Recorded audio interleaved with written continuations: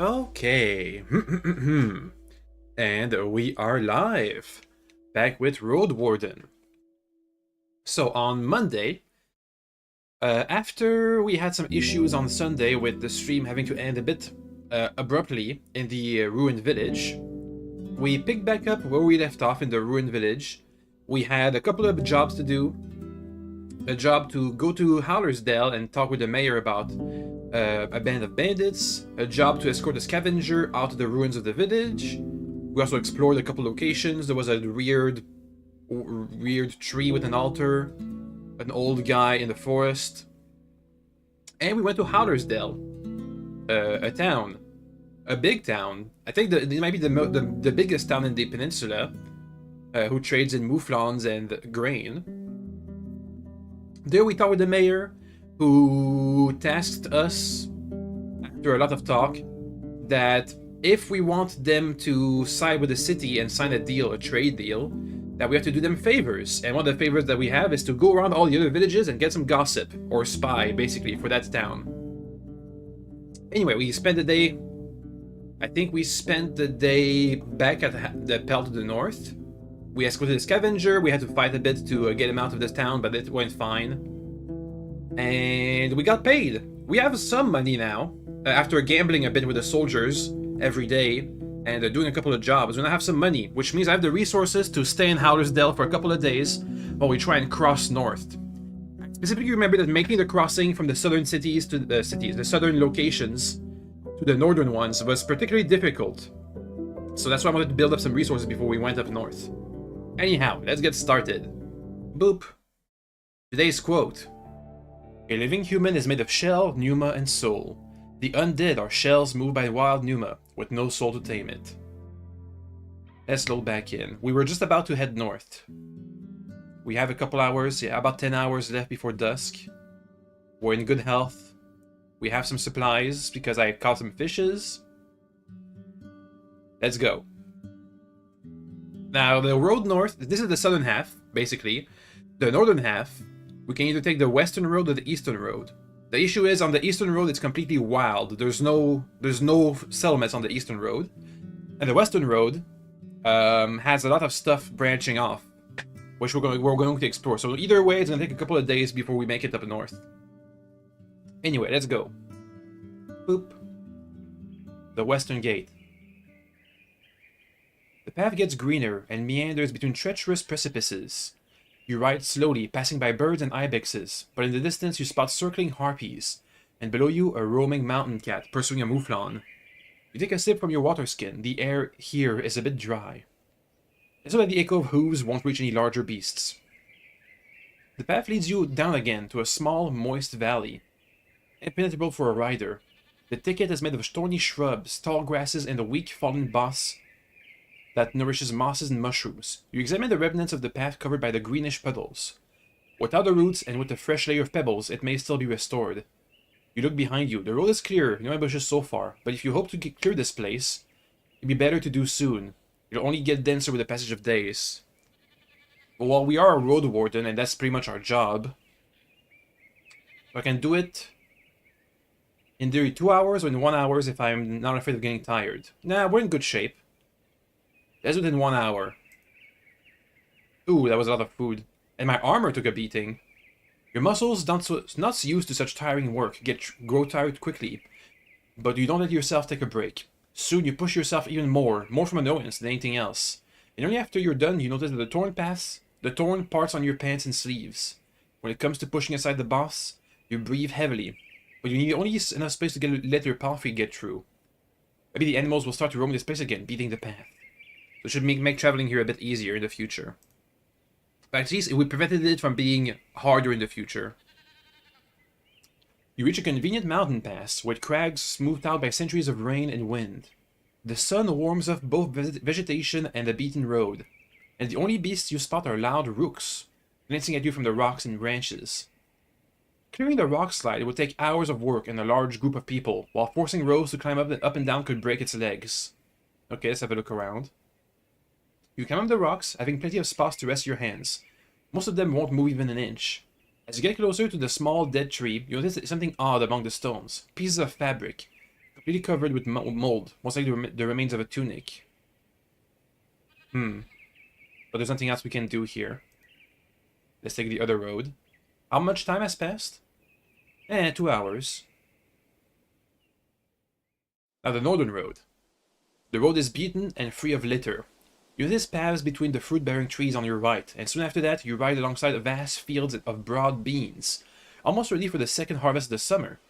Then there are green hemp plants, taller than you are, waiting for a scythe or a sickle. The locals keep the bees at a distance, I guess.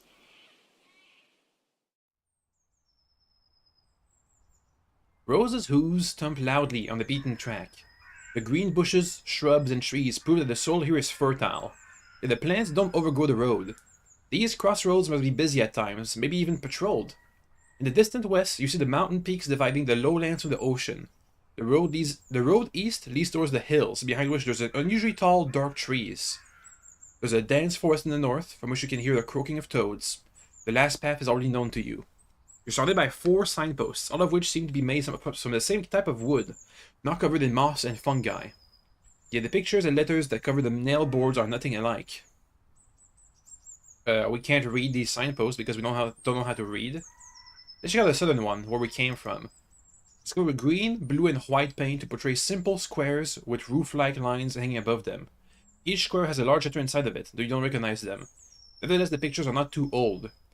There are no other words or marks. The planks was attached with a set of wooden edges. Okay, east, towards the dark forest.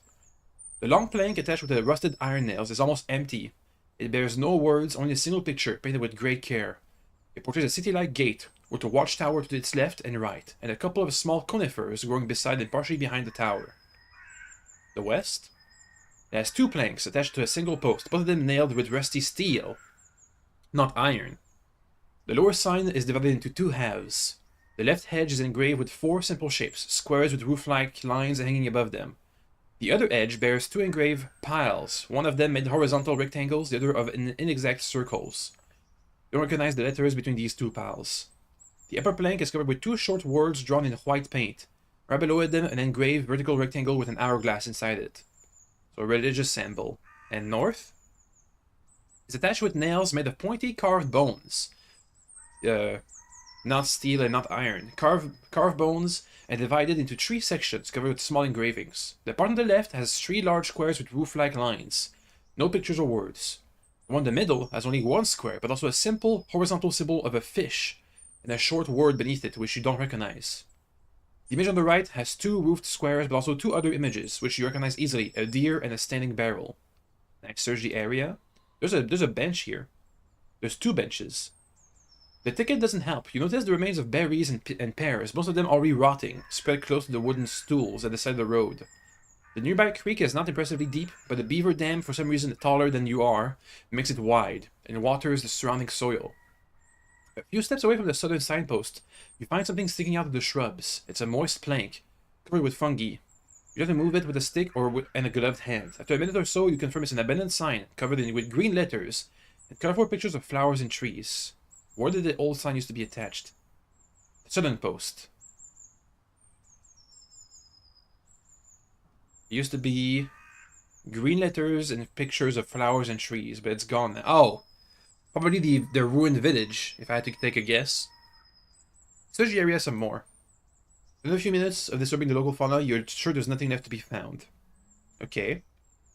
We have a crossroad. Let's head east. Let's be sure not to be too far away from Howler's Den, because we have to go back there for the resting. The corridor of leaves and grey rocks leads you to a gate, large enough for a wagon, held together by a wooden bar. The planks and rocks are covered with claw marks left by various monsters, but they weren't able to damage the wall as much as the passage of time and the piercing rains. A large man covered in shadows is observing you from the roofed tower. Let me write that down. Take a note of that. Large man. Okay. Large man covered in shadows observing you from the roofed tower. His voice is hoarse, distrustful. You lost? I don't know you. I don't know you, mug. Let's make a joke. That's our default. Unless we have some reason to do another response, we go with a joke.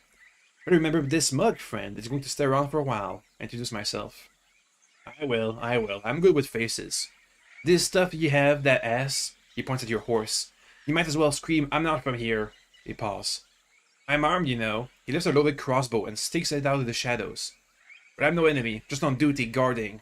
We can talk if you want, I have time. He's the tower. He's wearing a black gambesson, so ragged, it can't be fastened anymore. He tells a story of claws, thorns, and improvised repairs. The whole of the man's hemp pants reveal a scraped knee. Starts to tell his age, though his exhausted, sleepy eyes, a short, unkempt beard, and a bandage horizontally covering his ears and the spot that used to be his nose. There's clotted blood in his brown hair, and mud on his clothes, and brown neck. Despite all of this, he's a huge shell, with wide shoulders and thick legs. He stands upright, observing your curiosity. So, a warden, new to this job? We're an experienced fighter. I'm new here, but I know what I'm doing. No pass to prepare you for this shit place. Nights are all ape piss and blood. Just before sunrise, a bird tried to pluck my eye. This gate here, he places his hand on a brick, as if to prove it exists. It's older than me. All there, he points behind him. Wilds and beasts. My tribe built this place to keep them away from us, and us from them. He scratches the bench on his neck. Name's Quintus, from Old Pagos. Oh well, let me write that down. I keep pressing archives of the journal. Large man, edit, Quintus. Boop. There we go. Old Pagos, been there yet? Nope. So you don't know. It's west from here, behind the crossroads, but it's touched by sickness. We used to send one soul here every morning and escort them back before nightfall, but some days ago, no one came for me. I spent a night here, sneaking wolf shits among almost got me. Picks up an almost empty water skin from behind the parapet and takes a sip. I went home by myself, only to learn about the sick. I've been here ever since. We're gonna stay here? He trembles, his eyes widens. Someone has got to stay at the gate. The villages in the east don't know about the illnesses. They may try to cross in the woods. Hit the closed gate while fleeing some wolves and stuff. He rubs his dirty neck. I also can't leave the gate open. It's like a dam for monsters. All I can do is choose the way I die. This is it. With my duty fulfilled. You at least like go the night in one of the villages. He adjusts his jacket by shaking his shoulders, making the buckles jingle. I'm not a beggar, and the villages in the north won't help me more than a day or two. I've got no dragon bones, just this little ibex. He pats his crossbow. Old Pegasus is by itself. We don't look for kind folks. Think for a moment. I'll just wait. I'll get back home once the plague is done, or before winter. You look at his disfigured face. He may be a bit too proud, but knows more about the locals than I do. He gazes at Rose. You understand, I'm sure. Wardens are soul of duty. The plague? Don't know much. It kills. That's all there is to know. My tribe's smart, locking the gate. Their right gave them strength. How do you survive so long? Well, can you call it surviving? I call it potions. His chuckles makes you wince in pain. He puts a hand on his stomach and leans away. Beasts took me for easy prey, but the good monks from the mountains equipped our guards well. They're helping our ill, but used to brew all sorts of stuff. His hand moves to an earthenware bottle by his belt. And the gate? Here, see? He points at a long, twisted rope that hangs from an iron hook. I could climb down and remove the beam on the other side. You'll take down yours. You need at least 3 hours to get through the woods. We have 5 hours. There's his stomach. Takes a deep breath. But I need you to give me an og first. What do you want? I'm hungry. Bring me some rations, maybe. Dried meat, apples, nuts. Maybe 6 meals. Then I'll help you with the gate. Well, we already have 2. If we can keep fishing, we can gather this up easily. Do we have time to hunt? Time, but I got to stay near the gate. The opposite of what I should do. About nuts and berries. I eat berries and sorrel every day, but this isn't real food, and I've got to fight off all the snakes and badgers. Nuts are nowhere around, too many squirrels, rats, and boars. He licks his lips at the very thought.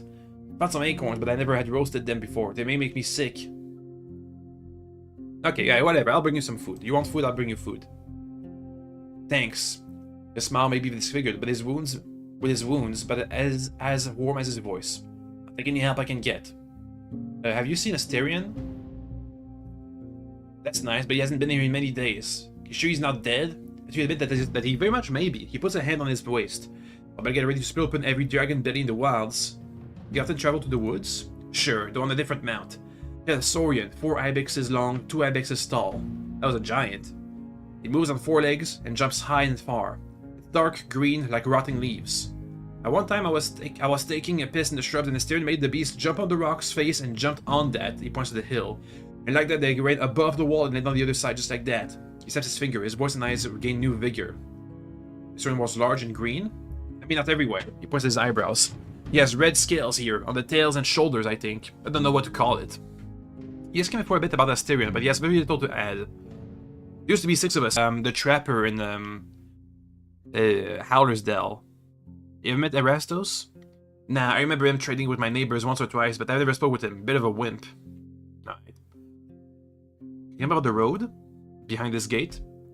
Oh, not much. His chuckle turns to a cough. It leads through lowlands, mostly woods and some ponds. It's dark and lethal. He mentions tales of ghosts, dragons, fogs, and blood mages. But whenever you ask about any creatures in particular, his response is vague and brief. The tribes have been in this path. Ever since the war, the trade has been slow. People refuse to patrol it. The plants are getting taller, but for at least a few more seasons, it's still a shortcut. It's good that you have a mount. If I'll chase you, always stay close to the path.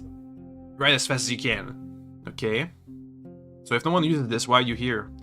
He scowls at you. Not no one. It's where people hunt for monsters, and every few days I have to open it for reasons. Reasons. And the bandits? Do they bother you? He scratches the bench on his cheek. I only know there's one band somewhere. But not around, never saw them. Are you afraid of the bandits? He straightens up and gives you a long look. I don't know who you're talking about. Doesn't trust me enough. What was it like to live in Old Pegasus? He opens his mouth, giving you a puzzled look, then lets out a weak chuckle. What am I to say? We've got rocks, he taps the wall, and make houses, bowls, tools. We sell them too. We grow oats and broad beans, ibexes give us wool and skin for monks. What do you call it? The one you write on. He moves on when you mention parchment. Yeah, it's a good place. Beautiful, old. Hill. That's what Pegasus means. Old hill. I should write that down.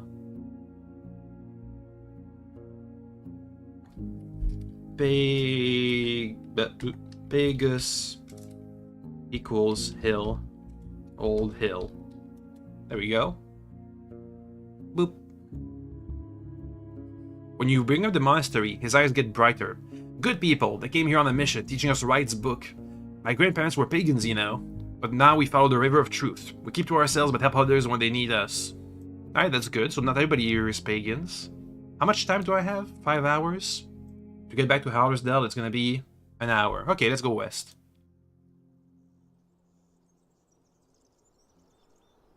You cross a clean, shadowy yet wide creek that runs south, then follow the uphill path squeezed between the hills and the lush forest.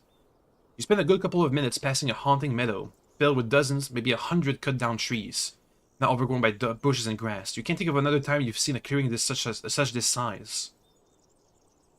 Seems dangerous. If this goes on, the animals will join forces to strike down whoever is responsible for this. Once the clearing ends and turns into a corridor of trees and hills, you stop your horse. There's a monster in the middle of the road, reaching out with long arms to grab and devour fruits and leaves from the tree crowns, chewing at them without haste. It's standing on its hind legs and leaning on a thick tail. As there isn't much hair on its grey skin, you see its impressive muscles. The beast is 3 times the size of a human, and while each move it makes is slow, its long claws and the ease with which it breaks one of the branches makes you think that a single swing would be enough for it to pierce through your jacket. Or just as likely, they would simply break through your bones and send you to the air. Like most people, you know quite a bit about pebblers. I think that's the same... Yeah, that's... Doggy white! That's the same description as in the glossary. Once they get used to an unfenced farm or a forest garden, getting rid of them can be a huge issue. There aren't many blades that can able to cut through their thick skin and bones, and a single mistake may put them in a furious charge, encouraging them to look for human dwellings which they can tear down in revenge. The beast doesn't give you as much as a glance, but it also doesn't move away. The best you can hope for is that it's going to walk away on its own, maybe tomorrow, maybe later. Let's return to the crossroad. We'll have to wait before it moves. Oh, I think I could have gotten that potion from the scavenger we rescued. He did say it might scare away pebblers. We can go north. I think we can go north, then we'll have to go back to Howler's Dell for the night. Some parts of the road leap uphill, some downhill. The forests are lush but not too dark. The few foraging deers and boars keep their distance, and the birds are disinterested in your presence, singing cheerfully and preening their feathers. Sounds of an ongoing hunt reaches you from the east, but none of the nearby creatures seem bothered. Once you get farther north, the colorful meadow reveals tall hills on the other side of the stream. But the road leads through a valley. There's a gentle plume of smoke coming from one of the mountains in the west. There's a place on fire. Maybe there's a settlement in the mountains. The road leads to a gentle creek filled with the buzzing of flies, mosquitoes, and gnats. You don't spot any critters among the tall meadow, tree branches, or rocky slopes. Seeing the shapeless, dark vortex of wings, Rose snorts. You're currently on the southern bank. Can I look around? The path is barely squeezed between the hills with no signs of settlements or game trail, and the grasses are too tall or dense to allow you to safely ride through the wilderness. You won't reach the other bank without entering the swarm. I have a torch. I can wrap myself up with every bit of clothing I own. Let's wrap ourselves up. It takes you longer than you would hope for, but you manage to cover yourself with an armor of at least 3 layers of linen, leather, wool, and hemp. Only your eyes and a single finger remain without cover. Once you get closer to the ford, countless creatures beset you, making you instantly shut your eyes. They're striking the clothes, covering your open mouth, and hitting your shell with like a squishy, buzzing hail. You ride forward blindly, trying to get out of there as fast as you can, but the insect sticks with you for another few minutes. The red marks on your fingers start to burn slowly. Rose swishes its tail angrily as it turns its head to its left, observing you with one reproachful eye, pinning its ears back. You look around to make sure nothing will try to jump on you, and once you decide it's safe, you take off the suit. Unless you find an easier way to protect yourself, the insect will keep slowing you down. Okay, but let's go back to Howler's Dell, because that's all the time we have for today. You ride to the open gate, then swiftly dismount. A couple of older people are gossiping with excitement while they grind grain with millstones. An upset mouflon is bleating time and again, waiting for someone's attention. Let's head to the main square. I don't think we have anything to trade. Now, we didn't really pick up anything. Let's go and sleep. In a room for 2 coins. Ugh. Twice expensive as back in the Belt of the North. Sleeping in a room. I could sleep on the floor, but then we'd lose a bunch of stats and all our food. Your own room with a comfy bed, a locked door, and a lot of space. You also get a large breakfast, a wash tub with water and soap, and cleaning for your shoes and underwear. Let's go. The sound of rain wakes you up briefly. Before you return to sleep, you think about your plans. Riding in the mud will be difficult. Rose will have a rough time, especially on the unpaved grounds. Maybe a good day to take a break. Well, there goes our plans for moving north. I might pay a visit to Pelt of the North to Campbell and get some money from that, and maybe work in the village. Your first sleep ends, but your usual 1-hour break is instantly disrupted by noise. You stand up and walk the window, and see the reason for the commotion. A group of workers is just outside the inn, drinking and laughing. Eric's, the innkeeper, is amongst them. You could join them, but if you do so, you won't get a good sleep. After such a long day, you may end up exhausted. It's fine, we're not going to be doing much tomorrow. Opportunity to show that I'm not an outsider. I can sacrifice a bit of sleep. Bleh. My vitality. You lose track of time, surrounded by the smell of old ale and cold roast lamb. The excuse for having the celebration is the recent birth, the very same that was occurring when you first arrived on the village. The young mother is exhausted and is the first one to leave. But more than 10 people stay, poking at their partner with kind-hearted jokes. Use next week best you can, says one of them. Never sleep for you after that. Maybe a stranger, but your presence is welcome with joy. The small talk is just as engaging as you expect from people who have already slept for 3 to 4 hours today. But there's something pleasant about them sharing the parenthood stories and plans for the future. The humming of Howler's Creek and the lights in the dark make you feel as if you belong there. It's a delightful illusion, especially in a group of strangers. At one point, you task about your own journey, though you prefer to keep mostly to yourself. One of the hunters encourage you to strongly travel to the creeks. They're a fun bunch, you see. They love to meet new people, but be ready to wake up with a spinning head. Let's head back to bed. Because we got our room, we restore that vitality. You spend the night in peace, in a clean bed with a tightly shut window and a warm blanket. In the morning, you find a stool placed by your bed covered with a raw cabbage head, a smoked quail wing, and a cup of yogurt.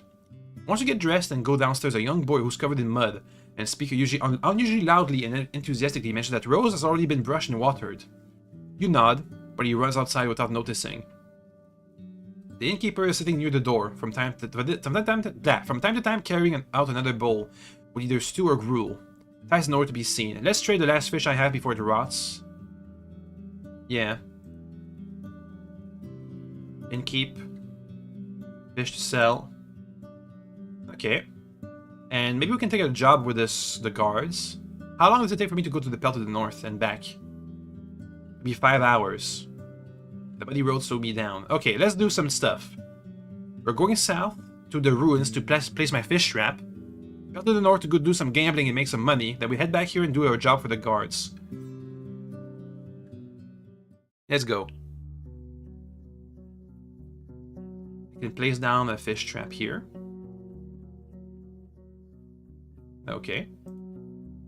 Head to the the inn.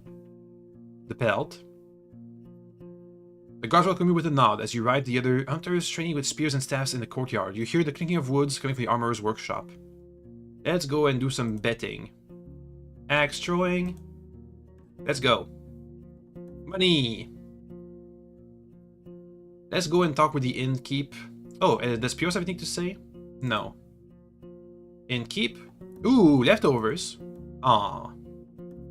Okay, we should have a couple of stuff to ask about in our journal. I think from the stable master we gotta keep going down. Ask about the stable master. Don't know them. Oh well, I tried. Next. Timos. One of the people I have to look for? Don't know them. Okay, whatever. Next. Warlock and Archdruid. Warlock. The peat mage taught by the druids of Howlers? He may be a loon, but knows enough about herbs to help with some gentler ills. I haven't spoken with him myself, he never leaves the bogs, especially since he moved away from the walls of White Marsh. You ask why he lives by himself, but the innkeep scratches his ear. He got into some argument with the priest, some death in the family, I think, and he refused to put the others at risk. I don't know, it sounds personal. Okay, so he has a chip on his shoulder. Archdruid. That's the person who taught the Warlock. Archdruid. I've heard about them, yes. He even crossed this road once or twice, but never entered. The father of the current Archdruidess, Alpis. Years surrounded by pneuma and visions can be healthy for you. Alright, next. Quintus. The gate guard we saw. Quintus the gatekeeper? One of our best and only clients. Can chug more mugs in a veil than there are ideas in his head. He smiles gently, but he's brave, that one. He has even trained my team, practiced how to skin a large ape and how to find food in the woods. Too competent to be a hunter, but could be a fine soldier. He points towards the wooden mugs. In the White Marshes, they don't look kindly on hard drinks. Imagine that. They say it clouds one's judgment. An ape ale's price is absurd. Who knows why? This court keeps people away from Howlers, but if they end up here, it's only better for me. So they would welcome them. Okay. And can the armorers repair my armor? For 1 dragon. In an hour. Let's go back to Howler's Dell for that, though. And offer our services to the guards. If they still have time. It's half day already. You approach the opening gate, then swiftly dismount. A guard approaches you, ready to take your mount. Greetings, Roadwarden. What news do you bring? Gossip. The cursed locals gather around to make part in your conversation. Recently, a massive beast has tried to make a lair among the hemp fields. It may be the time to form a night watch. The stable master shows up. He wants me to give him some money. Yeah, we're gonna be staying the day here, so take our monies. He knows with gratitude. Let's work with the guards. They should build up a bit of our trust with the town and pay a bit. Escorting the foragers. Our group of explorers is going to explore the forest garden, seeking wood and mushrooms. You're right ahead, looking out for threats. This task will take about you half a day and may get dangerous. Let's check out. Turns out you don't have much to do. You get your job done quickly and with little difficulty. But then I can't work anymore. Well, let's get our armor repaired at the Druid. Need your services. Oh, they're more expensive. 2 dragons. Can I go and rest at the Pelt of the North? Yeah, it's gonna be cheaper. We'll save some money. Yeah, let's go back there.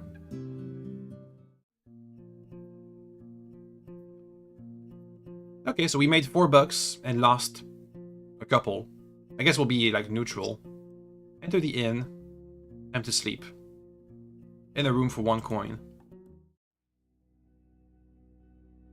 Rainy day. It's a calm, warm night. As your first sleep ends, you stretch out and prepare yourself for an active hour or two. It's time to take care of some things that must be done at least once every few days, though they're a bit more challenging than your nightly routine. It's time for my training. I practice cuts, stances, dodges, and steps, but also inspect every blade I own. The next day, any leftovers?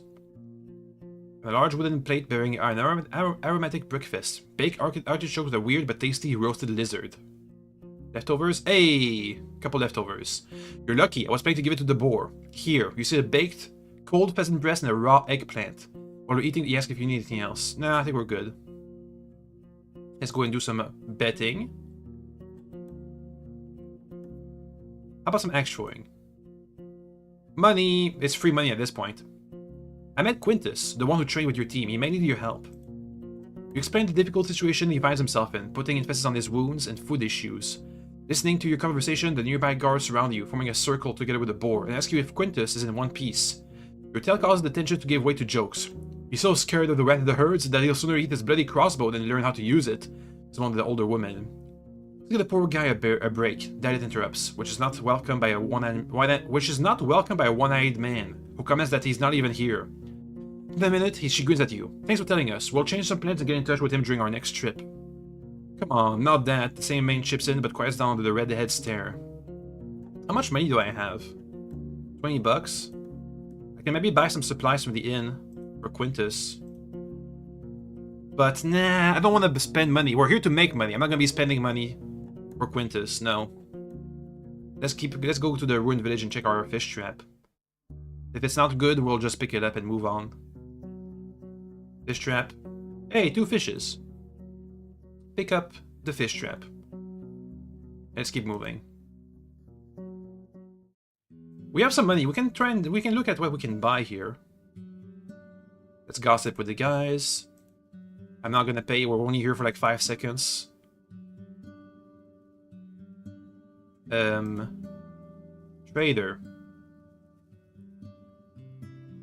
I could buy some linen and trade it. That would be half of my stock, but we can then sell it when we get to the northern villages. Try and see what the prices are. I could try and buy a battle axe and flip it. Nah, let's go with the linen fabrics. And the lamp. Okay. And let's also exchange our fish for food. Take him. And I'll buy 1 bit of ration to give to Quintus. Okay, let's go.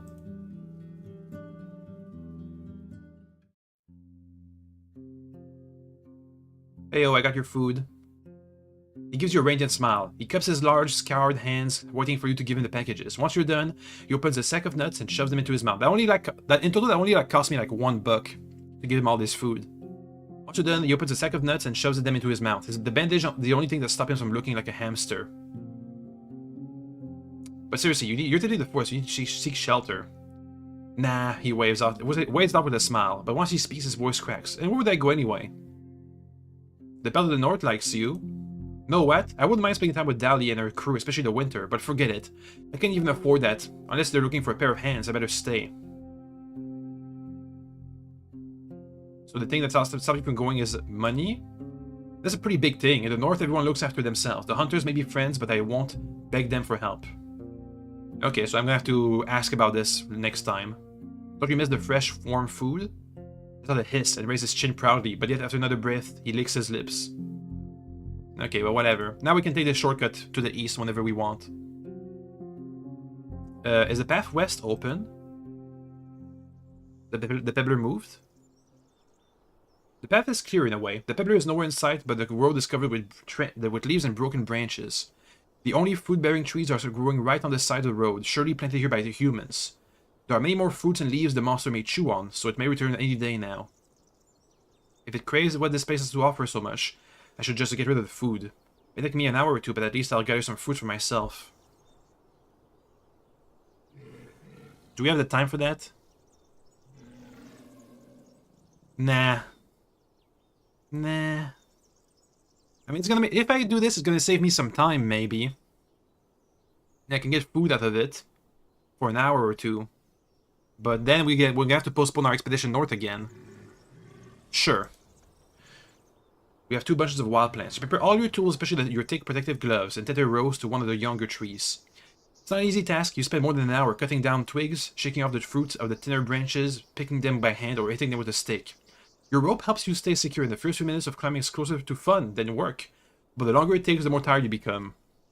You finally take a break to eat a couple of plums and apples, but the best ones you save for later, covering them with a blanket and putting them on the very top of your bundles.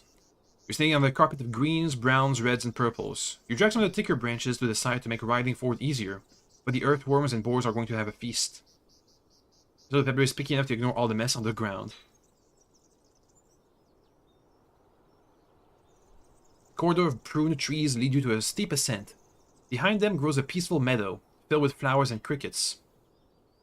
Day 5 out of 40. And the humming of waterfall. On the beaten path you spot... The dog is here, hey doggy? Okay, bye doggy. On the beaten path you spot no footprints or wheel trails, with the smoke on the horizon. And this mountain lead roast on a rope. The pasture and fields are spread over an unnatural plateau.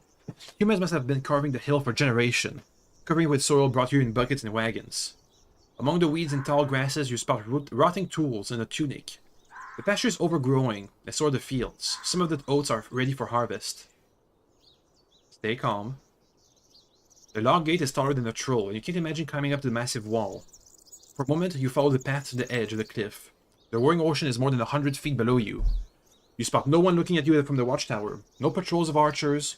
The wall is occupied by black and blue birds of various types. You return to the gate and focus on the sounds. There are a few screaming ibexes and a young boy crying. Let me close the door that the dog opened. Knock on the gate. The thudding scares away the birds. They call loudly, starting the cacophony of throats and flapping wings. After maybe a minute, you hear a bronze plate scratching against the wood as someone reveals the peephole. The strict female voice stops you from moving closer. Traveler, old Pagos is secluding, for it has been smitten by a deadly plague. Be gone before you get sick. Can I make a joke? I can handle a sore throat. That may be unwise. Do you need any help? For money? No one can save us. Look into the young brown eyes that match the skin of the black-haired owner. While the woman looks like a southerner, she has a strong local accent. She follows you cautiously without blinking, like a fighter waiting a strike. North from here in the monastery live masters of spells and potions, blessed by people guided by the right themselves, and even they are powerless. You hear more footsteps gathering near the entrance. May them be blessed, for they look after our ill. A weak voice of an elder chips in. We thank ye, Warden, the woman continues. We can't know how many of us will see the winter. If you really want to help us, warn the other tribes. They will move a finger for us, but we ought to protect them. You sure there's nothing I can do for money? As she blinks, you catch the sadness in her eyes. I have heard such words more times than I can count. We've done all that we could. What's left is to ask the right to ease our pain and wait. I'll keep you in my prayers. She nods politely. May your road be safe. I have questions. Ask, but there's not much we can do for ye. We see no one, we travel nowhere. We were born on this hill and will die here. After a few breaths, her eyes get kinder. I'm Tertia. If you bring any news, I'll take them to council. Let's write that down. Tertia. Up. Have you seen Asterion? Can't tell anything from her eyes. Isn't he dead? What makes you think that? I'd say that about any traveler who disappeared in the wilds. Wardens may know the roads, but they're not above humans. Do you know what they're saying? Wait 2 days for the lost, 10 for the wounded, 20 for the ill and mad. You don't wait for more. So you were waiting for him? That's not much of a secret. She looks for the right, then at you again. Head far east to the crossroad. You'll find a watchtower, an old building made of our stone. There's a pride in her voice, but hardly used since the war. Your friend wanted to turn it into a shelter, hire guards, patrol the roads. He took our key and rode away. He was meant to meet with us again, trade for materials and looked at tools. That never happened. Do you have a copy of the key? Before it was completed, the builders were spending the rainy days in the coastal village of the far north, Gale Rocks. Ask there. Alright. Maybe get a key for the tower in the east.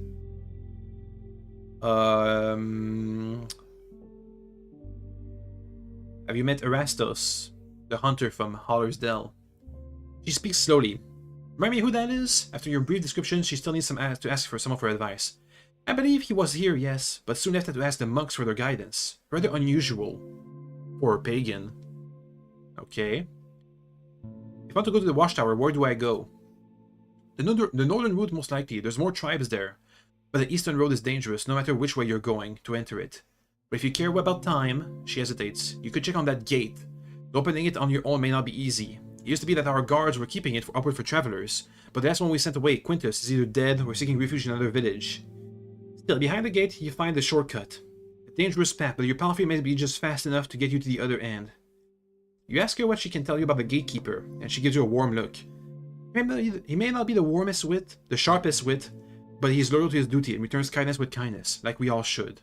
But I've met him, and he is okay. So he's still with us. Her voice rings with enthusiasm. She asks about his well-being, reacting to your story with a mixture of worry and joy. I'm sorry to hear about his nose. I hope he knows what he's doing. In this position, I would just look for work in the Hallersdale or ask for help from his friends at the Pelt. Can you sell me anything? Food rations? We hardly have anything enough for ourselves. We used to get supplies and rocks from the monks. We used to get supplies for rocks and sculpture, but the monks advise against us. Our wares may carry the illness. Bandits? 9 years, wardens. They attack us on the road once before, but our little pack won't come here. At first her tone is gentle, but after she blinks twice it turns solemn. But they would face our anger. Our walls free only dragons, our blades are made of steel. Are you sure you don't want me to ask for help? There's no love between us and them. We don't share drinks, stories and dances. If it weren't for marriages, our children would never see each other. If it wasn't for trade, we would just as well live on a mountain peak. They need our stone, we need fishes and salt from Gale Rock, game meat from creeks, and grain from Howler's Dell. But all of them are harpies, led by greed and lust, the same ills that wounded our grandparents. She hesitates and looks to her left. Still, the wicked souls of White Marshes are even more burrowed in shadows. You hold a grudge? She takes a deep breath. I won't spread any rumors. As much as it saddens me, they need us to survive and we need them. And you're even stranger to us than they are. Okay. How can I gain their trust? What does the illness do? She glances at someone or something that stands to her right. It lasts a long time. Even those who seem to avoid death remain weak for days. There are fevers, headaches, red faces, red eyes, and rash. Those whom have to burn were sleeping and raving, unable to understand us, and got too weak to move or even drink. Children and elderly suffer the most, as is the case with most plagues. But you have a bunch of crops out there. Why can you not harvest them? Even though her cold gaze doesn't break, her voice betrays her pain. Some of our youth refuse to stay behind the wall. They say they need to leave before they fall sick. If we were to let them outside, one of them could refuse to come back. It wasn't pain you saw in their eyes, it was shame. Okay, and I'm gonna ask, but I don't know if it's a good idea. People from the other tribes are looking for spouses. She blinks as if the question reached her from another realm. We can't be sure about the next spring, even less so that our gates will ever open. I can't offer you any promises from the tribe. That's all I can think of. Let's keep going north. You ascend a gentle hill, with green thickets coating the valleys. The path is like an endless bridge, built by ancient three-legged giants, or maybe the pagan spellcasters. The higher you get, the fewer plants you see. Hit by a cold wind, you adjust your cloak. I ride slowly, sitting in the center of the saddle. Mountains are harsh for horses. You approach the raised drawbridge and observe the face of the mountain. The hooks holding the hourglass are as large as the person displaying their devotion. To the right proudly. Well, it's made of steel. The temples necessity are grander. What a waste of steel. It took tremendous wealth and labor. So they have money for us. The rustling of leaves carries no songs of birds, shouts of apes, or whines of hunting critters. The river attacks its banks with a fierce roar. You get off your palfrey. The cave mouths are connected by paths, stairs, and bridges. You don't see any people, but there's smoke coming from one of the entrances, and you hear muffled thuds of a hammer. The gardens are weeded, the buildings firm. The green trees at the top of the mountain bear red and brown fruits. 2 rounded sticks are tied with a rope to a nearby rock. You grab them and take a close look. Claves. Play a tune from a city counting out rhyme. Make a few firm hits. Make a few firm hits and wait. Keep hitting on this one towards the bridge. Just 3 times, not too loud. Play a tune. The echo of your hit cuts to the swashing stream. Soon, 2 hooded figures leave a cave mouth at the top of the mountain and give you a quick look from the edge of the cliff and then walk down the path quickly, but with caution. It takes them a while to reach the buildings, made of bricks, not logs, and covered with tiles instead of thatch. Little by little, the bridge gets looser, then hits the grass gently. The shorter figure stays in the shadow, while the taller one steps outside. This is the place for reflection and prayer, traveler! The man's voice is hoarse but sonorous. The echo gives it an eerie sound. He hesitates, but then points at you with his bandage hand. Thou shalt show due reverence. Ah, I didn't know that. How would I know that? He stands in silence for a few heartbeats, then turns around and returns to his companion. You lead Rose inside. The greeters takes off their hoods. They wear brown, dark, simple worn robes and ropes instead of belts. They have no jewelry or ornaments, just small bags made of fabric on their shoulders. The larger shell belongs to a strong, barefoot man in his 50s. Despite having no weapons, his eyes are audacious and could belong to a muscle sitting at the door of a harbor tavern. His wrinkles are subtle, but there are only a few tufts of grey hair left on his greasy head. His skin is pale, covered with liver spots. Though at a closer look you realize a few of them are just stains left by ink. What about the second monk? The girl's about 14, with unsightly acne on her forehead and a robe that brushes the ground whenever she takes a step. Her black hair is tied to a humble ponytail. She observes your horse cautiously, cocking her head to the side, but once she catches your look, she meets your eyes boldly, raising her chin as to challenge you. Thy mount is free to help itself with hay and water. We'll wait outside. The Tao can't stay here for now, but leave before the night. The plague is nearby, the struggle ahead. While they indeed leave the room, their trust only goes so far. They observe you through the open door. The building is a single storeroom filled with crates and barrels, so I can't sit the night here. The building is a single storeroom filled with crates and barrels, a stack of firewood and another one of bricks, a pile of straw, a chest, 2 wheelbarrows, and finally the racks, shelves, tools, clothing utensils. The light comes from the open gates, accompanied by a sharp draft. I did a rose near the water trough and joined the monks. The lack of walls makes you feel exposed. Let me try and write down the description of the monks. We have a tall, large monk. Tall, large monk. And we have a young girl monk. 14 years old. The lack of walls make you feel exposed. A few pair of eyes observe you from the pass above you, while others either climb to the very top or approach the unremarkable vegetable beds. Most of the dwellers wear hoods, and all of them wear similar worn robes. A chilling wind touches your neck. I'm not afraid of some wind. But keep the distance. The man greets you by raising his open palm, wrapped in bandages, that disappeared underneath his sleeve. His lips form something between a sneer and a smile. What brings thee here? Art thou a go-between? The girl keeps an eye on your axe and occasionally glances at your boot, the one that hides the knife. I'm Leto, the new Roadwarden. Good. Well, the road needs their wardens, the folk need their roads. But there are none behind this mountain, and we take care of the ones that you've crossed. Thou dost not need to bother. Thy services are not required. Why does he have trouble speaking formally? He gestures for you to wait. But where's the man with the red beard? There isn't enough work here for the 2 of you. Asterion, he's missing. I'm so disappointed he rubs a liver spot in his hand. But he hasn't been here in months. We already have visitors different than our friends from Old Pagos. We don't visit the outside world and we don't care much for it. Hast thou checked the path of the north on the southern road? If he's wounded, it's a safe shelter, I've heard. The girl scratches the ground with her boot, though it remains hidden underneath her robe. The man looks at her with amusement. It looks like Decima here is eager to return to her duties. I'm Ellie. Let me just write that down. Decima and Ellie.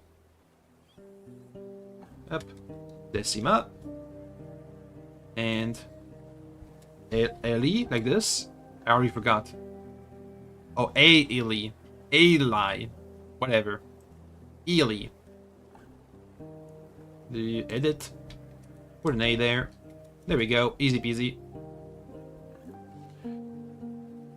But I'll not shake thy hand. One of us could carry the plague in our flesh. Who knows? Who can tell? What brings thee to our monastery?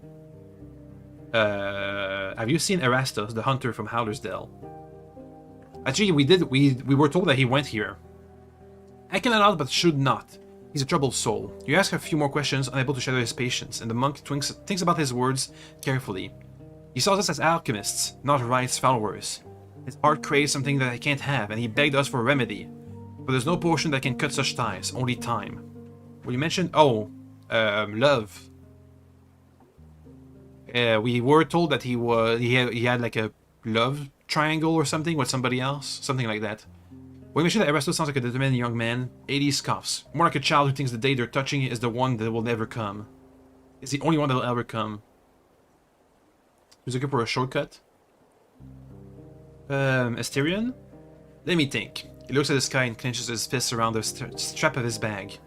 The first time he was here, we asked him to find us some iron and gale rocks. The second time, he did bring us a few scraps, but he was wounded.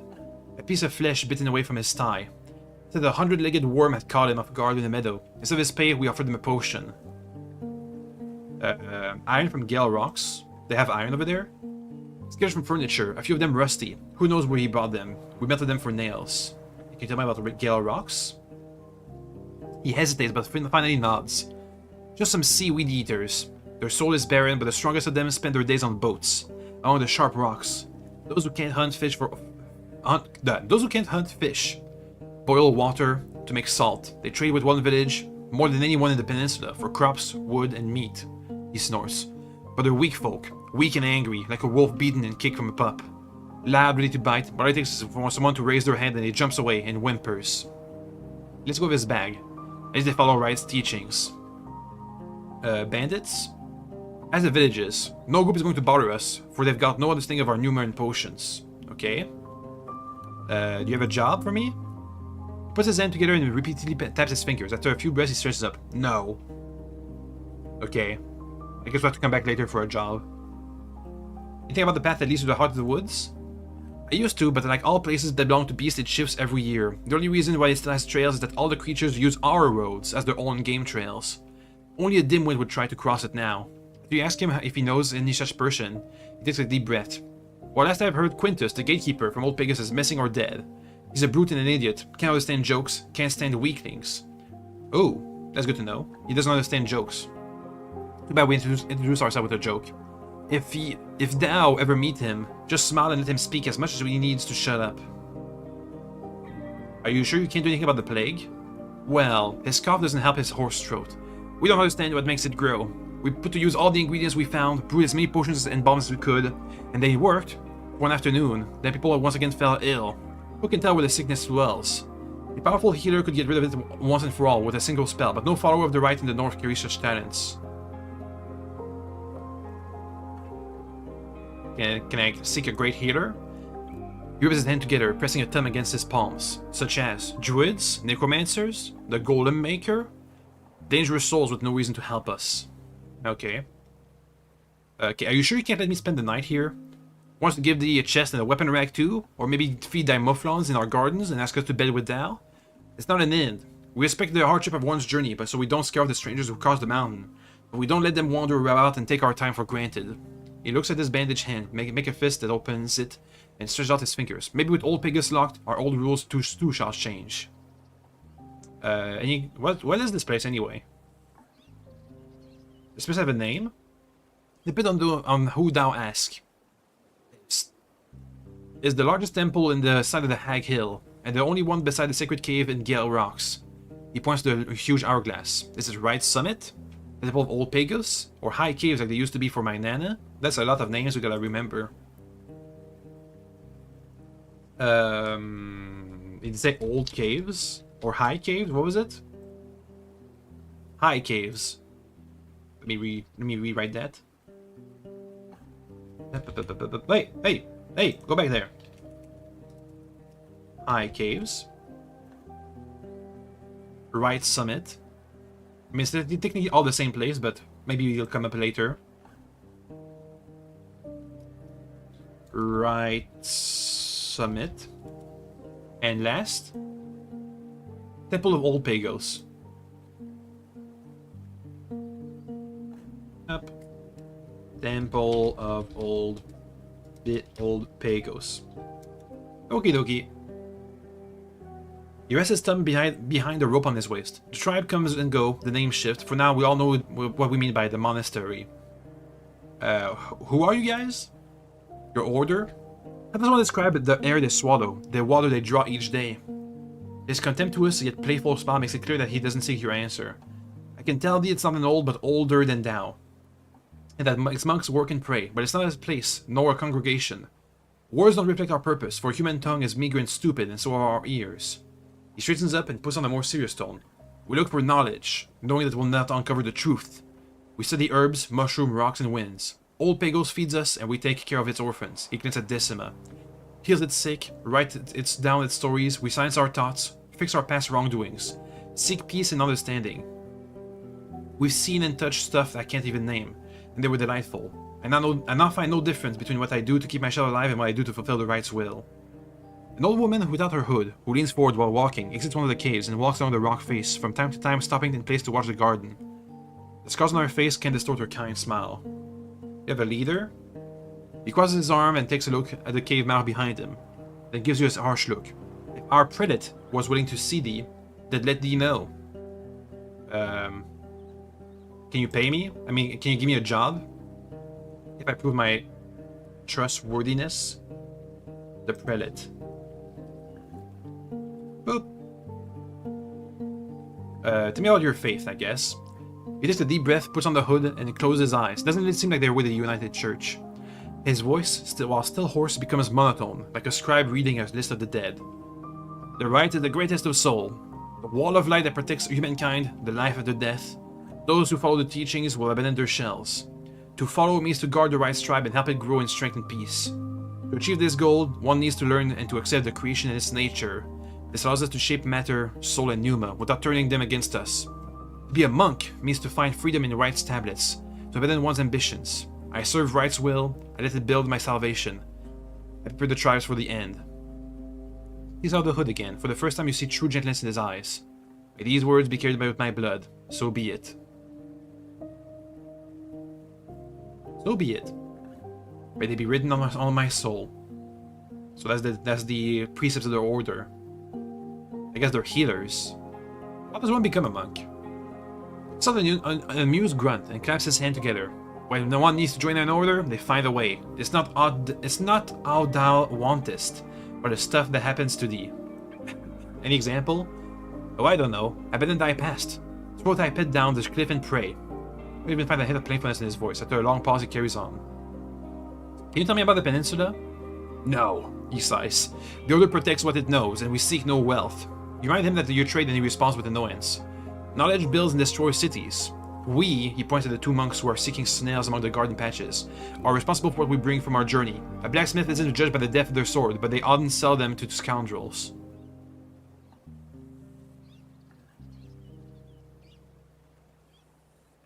So the order keeps everything it learns to itself. There are also some souls we trust. The others are old Pagos, the seekers from the other monasteries. Such people who of faith keep the good of the many above their greeds. But even they don't need to know all. He gets around at your acts and he smirks. And sometimes we may make an exception for a trustworthy outsider. Okie dokie. Last, well, almost two last options. What do you know about the necromancer? He rubs his liver spot on his forehead with his bandaged hand, looking like with one eye at his short companion. This and that. What's your sense of necromancy? He pulls his fingers, gathering his thoughts. My stance? I don't need one. I trust the right. The dead makers must be weeded out. Their power brings only fogs. One may think the spellcasters is in control of the shells, but once they lose their breath, the dead are freed, searching for blood. Humans will never control the dead. How do we deal with this? Well, is it a single corpse? An army? A squad? Thou needest to learn how shrewd the enemy is. Can it sense thy presence? Can it use a bow? Spells? As long as thou art alone, it's always better to run. The older empty ones, even more so those that weren't awoken by the fog, get cunning, human-like, but with cruelty thou hast never seen. Are you sure we can find them northwest of here? Head back to the crossroad and north, then right, into the bogs. There you'll find white marshes. The tribe used to forge and gather peat, but now it follows Orentius. We already have that written down, but that was my last playthrough. Their priest. Who knows, maybe the reason why so many travelers have disappeared on the road. Decima scratches the ground with her boot. She hasn't said anything, humming a tune, but Eli tells her to shut up. He carries on with sudden anger. The story is as old as Wright's tablets. Tribes look at monsters and ask themselves, how can we use them? Their pride pushes them into their own fall. They hurt the innocent and vanish in flames or working as empty ones. But what about Orenthius, a priest? He's never been here. He's locked in that hut, a prisoner of his own conscience, speaking to his tribe as to children. Could it be a darker joke? A necromancer who calls himself a prophet? At least no Decima puts on a wide grin. What next, an emperor blading in blood? No follower of the right could survive such a fall. What was the White Marsh like before? Far from lovely, his smirk softens as his eyes grows worried. It's been struggling for years, with food, children, the beasts of the bogs, the traders.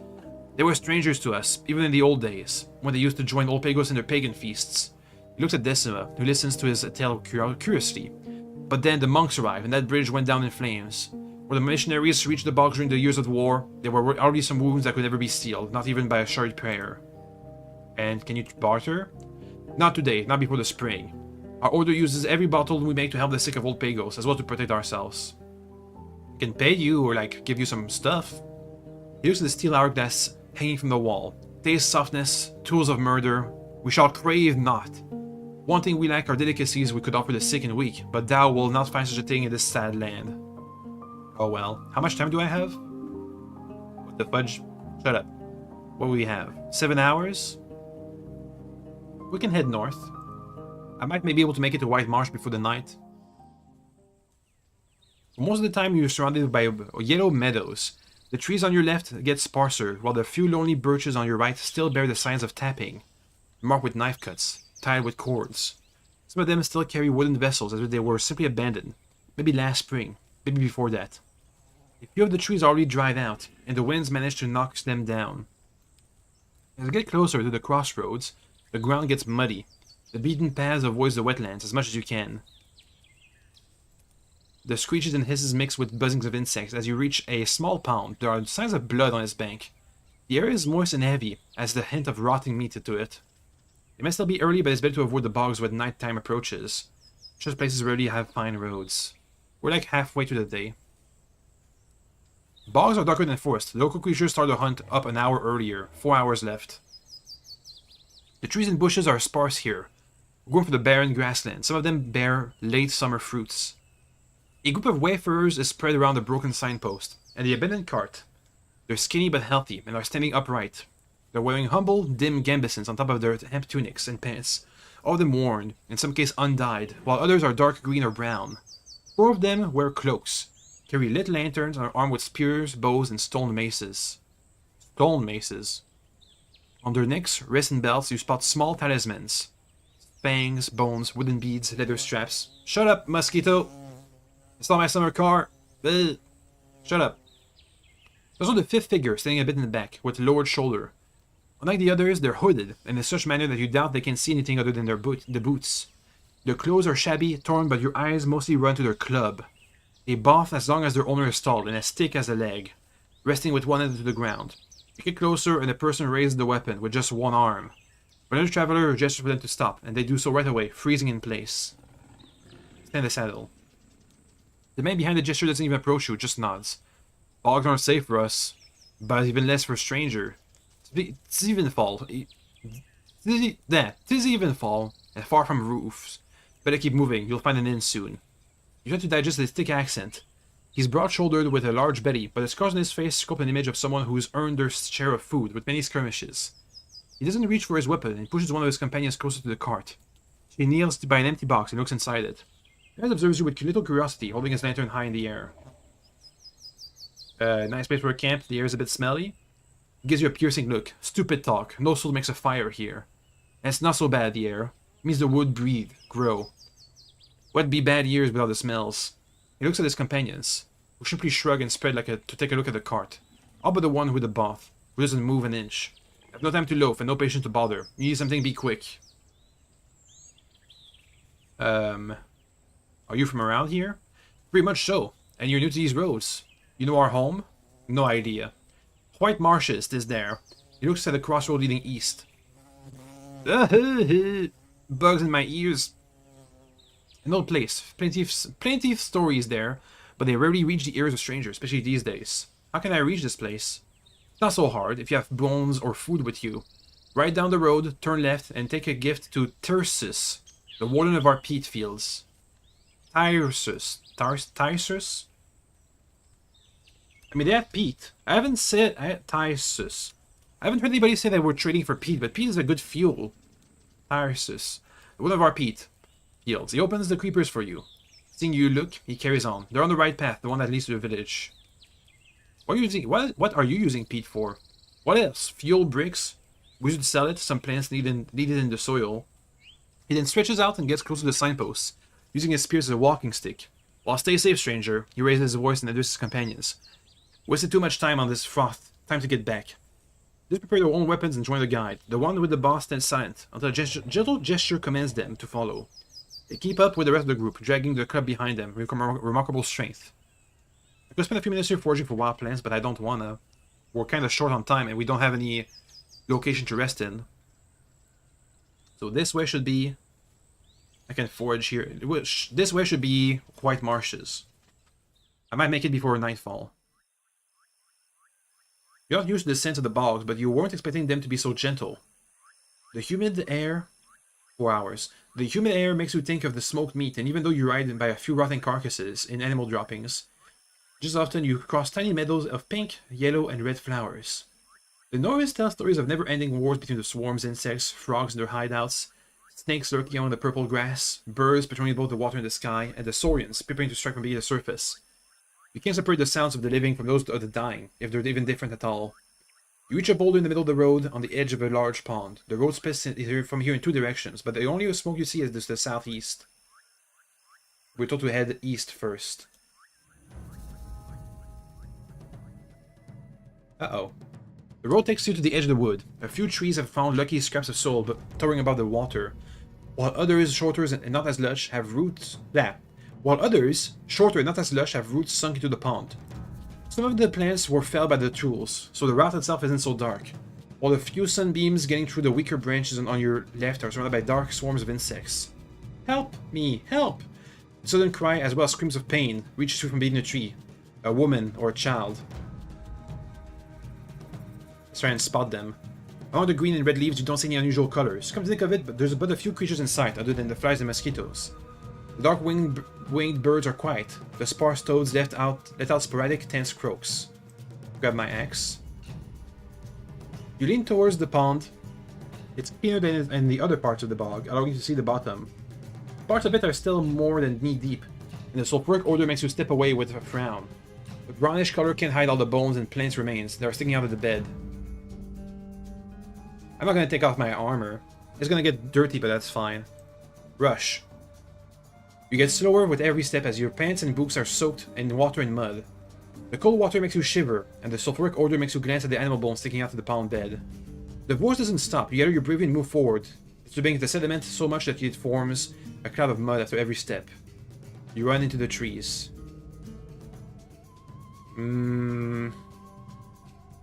Well, check out the trees then if we run into them. You move deeper in, but your clothes turn every step into a struggle. You don't spot anything particular among the branches until your eye lands on an unusual grey bird, which seems to open its beak just the same time as you hear a painful shout. A dark shape is descending towards you from the very same tree.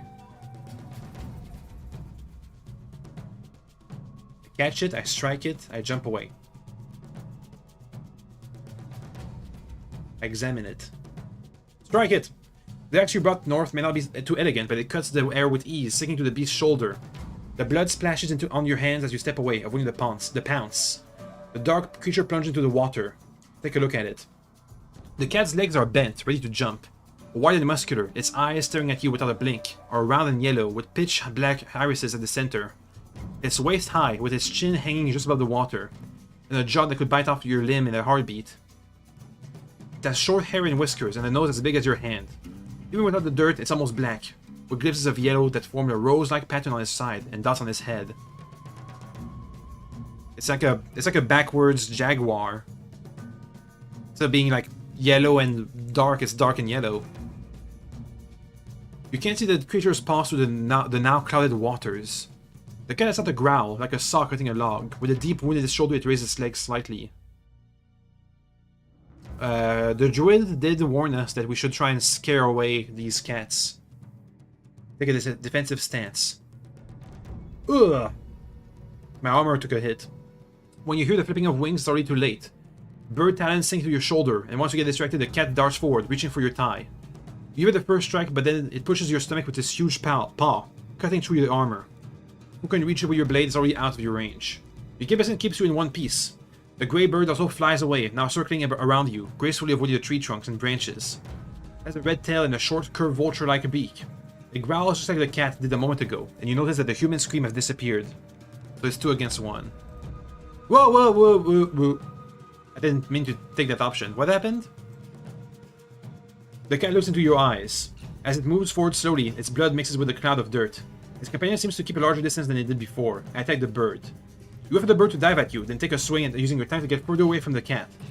The blade sends the halves of the raven-sized creature into the water, to the enjoyment of the local scavengers. A few grey and red feathers are drifting next to you, so we've killed the bird.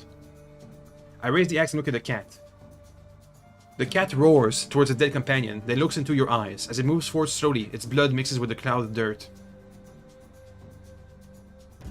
I play for time. I try to stay safe. Play for time, he's already wounded. You keep your distance, then duck as the beast jumps at you. So far your reflexes are beyond reproach. After a few breaths, the cat prepares itself for another bounce. This up is not too patient. The cat roars towards the dead companion. Try again. Take for time. The cat observes you with new respect, surprised that you're still standing. It looks at its dead companion and without a second thought, leaps away, then partially swims crossing the pond with a speed matching your previous gallop. You consider following it, but after it reaches the tree crown, with just 2 jumps, then gets to another one with a single breath, you wipe your forehead and return away. Gasping, wet and frustrated, you hobble back to the beaten path.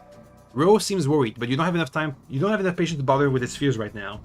You consider washing your clothes, but you'd need a washtub for it, if not a stream. You put on as many dry clothes as you can find and hoping your wet boots don't give you cold. I did my best. Let's keep heading east. We don't have much time left. We need to get to shelter before nightfall. You ride along the shallow waters on one side and flooded trees on the other. You reach what seems like the end of the road. The turn south is already overgrown, most likely abandoned after it was divided by the bog. As you look north, you see a wide clearing that, with time, has become a meadow, and a lonely hut at the end of an often-traveled path. At first, you ride down slightly, following the twisted trail. There's plenty of puddles around, as well as brown, gray, and purple grasses. But all of them are too short for any lurking predators, and the few foxes you see far away don't pay attention to. The few foxes you see far away don't pay any attention to you. Wait, what? And the few foxes you see far away don't pay you any attention. Okay, there we go. That's that sentence. You pass by fresh tracks of heavy, hooved beasts, but spot no wild game in sight. Your ears can't free themselves from the birds, rodents, and dragonflies, along with the splashes of your soaked clothes slapping against your mount. You have to ride carefully. If Rose's leg sinks through the mud, it may get broken. The farther north you ride, the shorter the grass gets. These vast peat fields, broader than 2 or 3 villages placed side by side, oh that's a lot, side by side, are many years old. The turf bricks surrounding the solitary huts are still fresh, drying in the late summer night. Let me drink a bit. My voice is getting rough and hoarse. I'm having to voice a bunch of hoarse, rough people voices.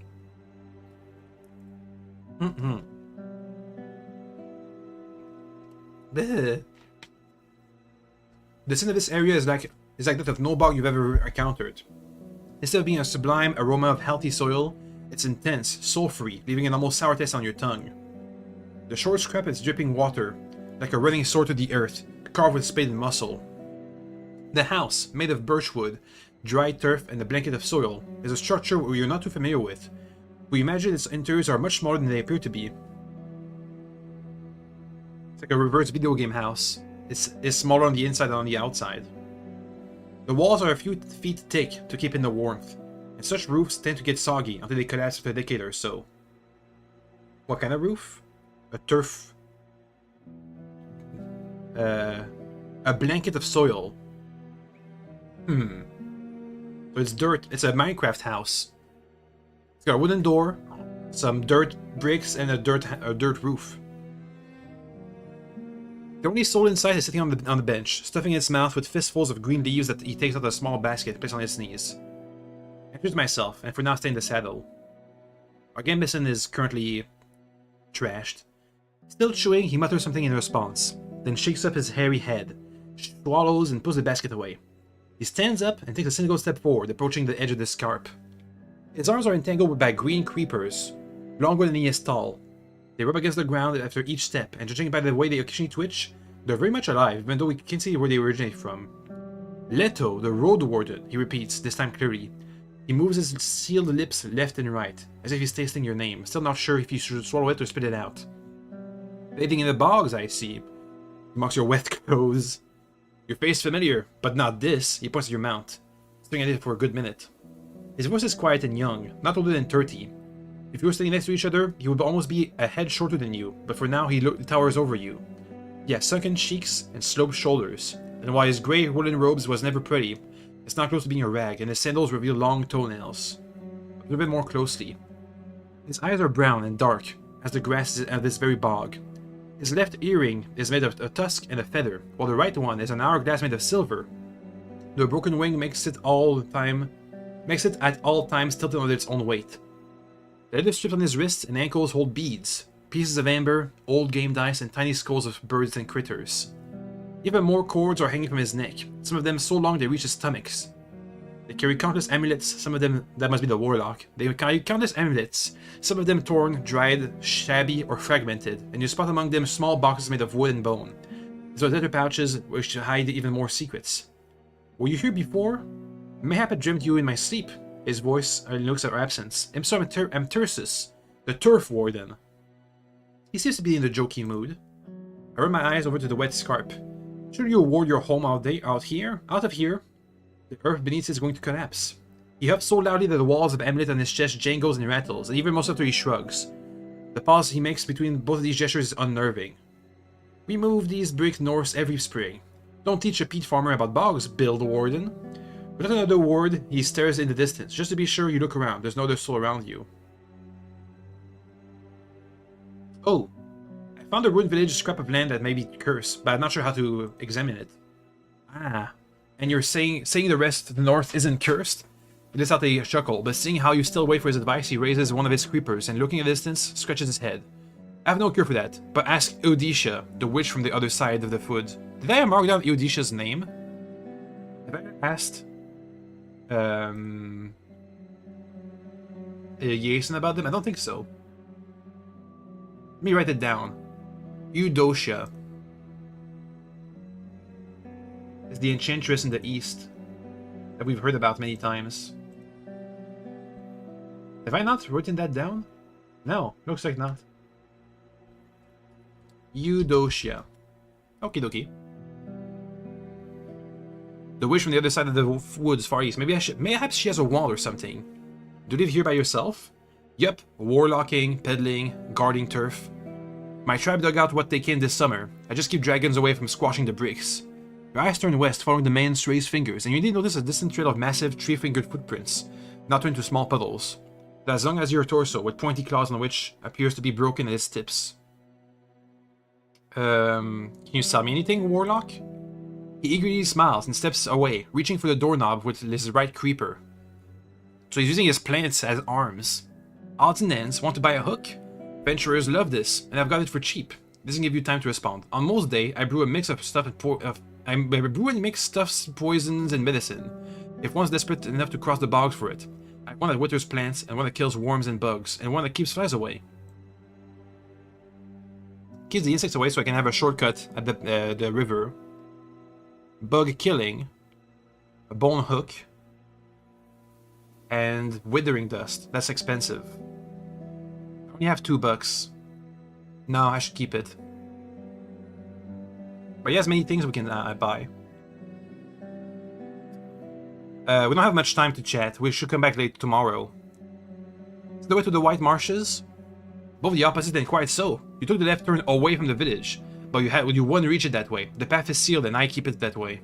You just get him to explain and he raises his hand, waggling his fingers as if he's casting a curse. My green pets keep the troublemakers away. But I can make an exception for a warden, one willing to prove they bring gifts, not trouble. The toll? He reaches for his basket and places it on the lower edge of the scarp, crouching right behind it. You look inside, and indeed it's filled with wild leaves, flowers, and berries. Give me enough for a day or so, and I'll bend the vines for a day or so.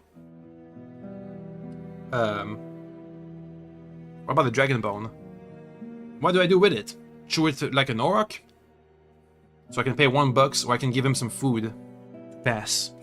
While you're not sure what he meant by that, you finally lets out a sigh, and you throw the tiny disc onto his humble supplies. He snaps his fingers. Done. Let's get out of here. We can come back tomorrow. On a timer here. The leafless plants resemble the tree roots rather than creepers, even though they're dark green and stay up and down slightly, the rhythm of heartbeat. Rose snorts and speeds up, unwilling to linger underneath the nightmarish gate. As you get to the other side, the plants seem to completely ignore you. Again. Ah, we made it. 2 hours before night. Oof. The road twists between the flooded pearlish grasses. The field ahead of you is still green, bearing the second sowing of broad beans. Yeah, you can see why I said that crossing to the north is a difficult task. The road twists, the broad beans, maybe the third one if the land allows it. The second sowing, maybe the third one.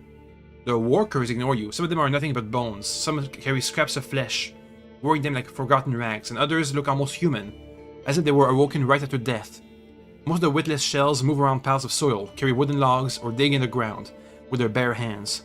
But there are also those with considerable abilities. They use pitchforks, hoes, and splitting axes, and confidently across the uneven ground. There's only a few breathing souls in sight. They observe your passing but keep their distance. Let's keep the blade at hand. We're weak. And this doesn't seem pretty good. The guards let you in without questioning. The entrance and the wall in general were recently constructed, though are still not finished. There will soon be yet another gate, allowing for trade and conversation without opening the village to danger. Just like in the fields, the work is divided between the undead, who carry bricks and take care of most of the thankless tasks, while the locals cut rocks and spread mortar. The difficult past is still carved in the villagers' gaunt faces and crude outfits, and their brief glances show little curiosity. A few of them are sharing a meal right next to the well, and the victuals in their baskets consist of green leaves, fruits, eggs, and cuts of roasted meat. The food of foragers. You're told to wait here for the mayor. Don't roam on your own. The guard's voice is harsh, despite the stutter. Enter the roast to a small shelter. The man shows up soon after, with a careless saunter, and he hardly spares you a look, instead of staring at your palfrey. You're the intruder from the forest garden, so our green walls was not enough to stop you. He smirks. Who are you even? Der Forest Garden? Old Forest Garden. Once named part of the wood, now neglected. That is the guy we met at the crossroad. His stature would be considered average in most villages, but in comparison to the rest of his tribe, he's portly, muscular, tall, and with a large, square face. His hands are resting on the shaft of the poleaxe placed across his shoulder, making him seem even larger. His long, straw-colored beard is shabby and makes his bald head look shiny. You can't really tell how old is he, though you see no wrinkles. Just like the others, he's wearing prominent charms, referring tiny figures of animals made of bones and woods. Only one of them is hanging from his neck, a silver amulet portraying the head of a moose, with large antlers. While valuable, it looks older than the other critters and quite crude in form. Introduce myself. I'm Helvius. Let me just write that down. Helvius. Boop. Who let you in? Was it Tirsus? He's as much a gatekeeper as a fly as a warden to a piece of shit. It gives you a telling frown.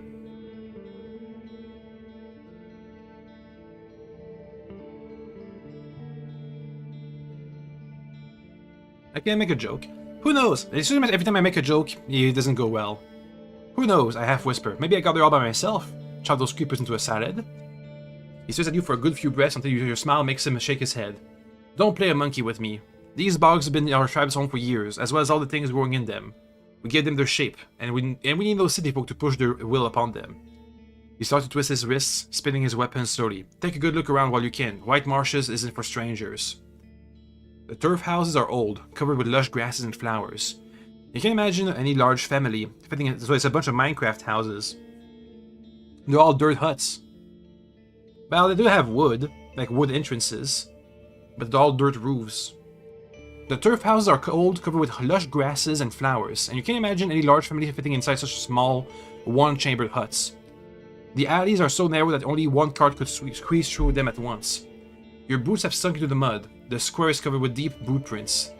The noise of hammers, shouting, wood splitting, and the shuffling of undead legs pierces through the constant buzzing of insects.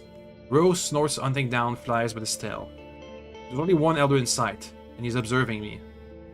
He's sitting on top of the wooden platform by the building that's unlike any other in the village. This one, I think. That's the only one we can see. His eyes are keen, the left one is dark, the right one is grey, bright. His head and face are shaved, and the simple undyed robes isn't even in worse shape than the outfits of the tribe folks. Once Alvius realizes what you're looking at, he lowers his weapon and clears his throat. Like a boy caught red-handed, the elder walks away, holding a walking stick with one hand and touching a wall with the other. Orentius, says the mayor, the priest of our fellowship, and the one who saved our people. He raised his hand, pointing at the dead shells busting around the construction site. I need to ask about shelter. Well, maybe we don't ask him about shelter. Have you seen Asterion? Huh? Why would he be? You pay attention to his confident stance and his strong voice, with his usual tint of disdain, and spot no sign that I lie. He's not even been here. I have no need for wardens. We were told to pass here by the other villages, though. Looking for Asterion.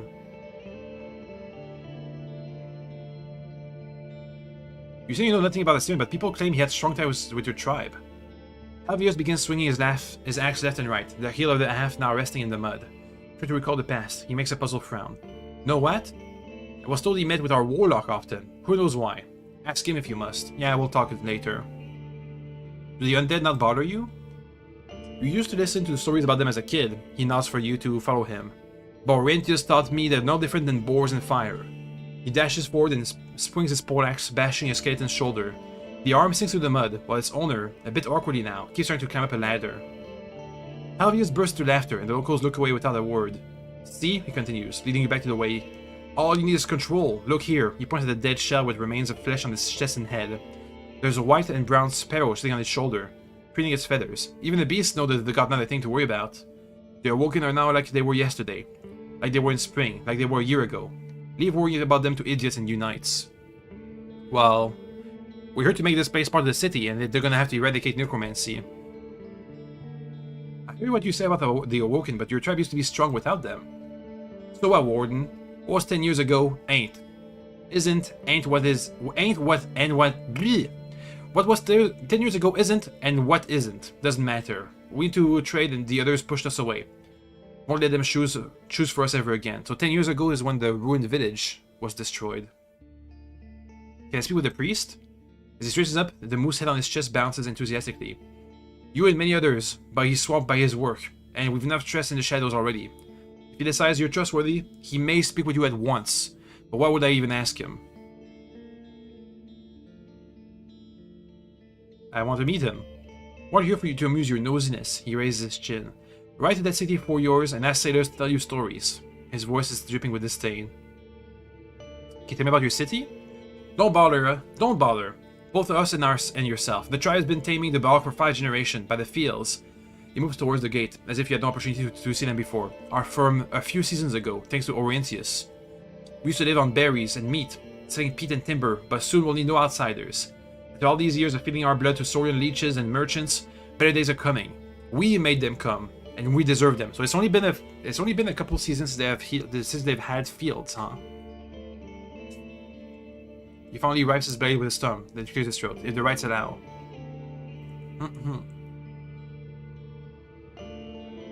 But now they become isolated. The tribes with little iron and bones struggle more and more. We're getting ready to become plunderers the way they deserve. It's all. Our palisade wasn't enough. All this, he wasted the walls, and his voice is full of pride. Was not built not even in 2 years, can you believe? He glances at the yellowish skeletons that carries the 2 large rocks, even too large for any humans to live their own. Have you been bothered by bandits? He reaches for his hair, so quickly that it makes you flinch, but then scratches his head gently. And if so, we'll deal with them on our own, not without some warden's help. According to what an old druid told me, the highwaymen bother you much more severely than you lead me to believe. He's lying to me. Every time we ask a question that we've known the answer to, he's lied to me. So you're bothering other people with these questions as well? He scowls at you, but carries on. Josh angry with us. Took our food and tools, beat our foragers, broke our traps. But we don't need a stranger's guidance. Have you met one of the hunters we have to recruit in Gale Rocks? Who? Repeat your question, but he shrugs. I know not many great warriors from our tribe. There's been Blunch, but not a single tale about that woman has reached me. The people of Old Pagos are fighting a plague. Fuck. He looks at the dark clouds and sighs. Who? Kid? Elders? While you speak, the nearby villagers stop their work, and even the undead are told to freeze in place, offering your ears a bit of relief. You answer a lot of questions, making the muddy square even more grim. You hear someone weeping and a young woman announcing, "Not fair, even for them." The mayor nods in agreement, keeping the axe in his shoulder. I'll tell Orentius. From now on, we'll gather our wood chips and twigs in the shed. We may have enough for them before winter. Can we trade? We need what we have. Bah, I'll take a look at what you're bringing, if you seek bones. Alright. He names a few of your possessions, telling you what to keep them at hand. Linen fabric? He touches it with his palm. And looks at it suspiciously. What's it from? You might not want to buy it from howlers. You can lie. Lie for money. Lie for money. Good enough fabric, but not unique. 9?! That's a steal! What? I'm losing money. I bought it for 10.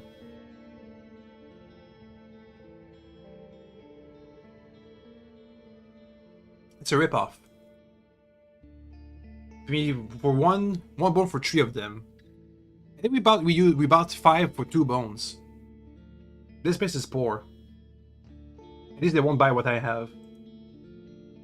One of the workers drops a basket of foraged cranberries and leaves. Maybe because its shells is too weak, or maybe because he's received poorly phrased orders. Then stays still, waiting for instructions. Can I have a room? I guess. One of them sighs and tells you to wait. Where you were standing. After a few minutes, a group of locals approaches a more neglected turf house and starts to empty it. They take out old crates, rags, casks, bricks. They leave them by the outer wall, and at least for now. It's an old shed, explains the guard. There, you won't bother anyone. We'll be ready before you need it. Okay, people are looking for spouses. The tunnel gatekeeper gives you a long look. We need no matchmaker here. Our youths work to do. Only then they're free to go wherever they want. If you ask if the village is open to invite new dwellers, he snorts. If they're going to move to the village of the dead, good joke.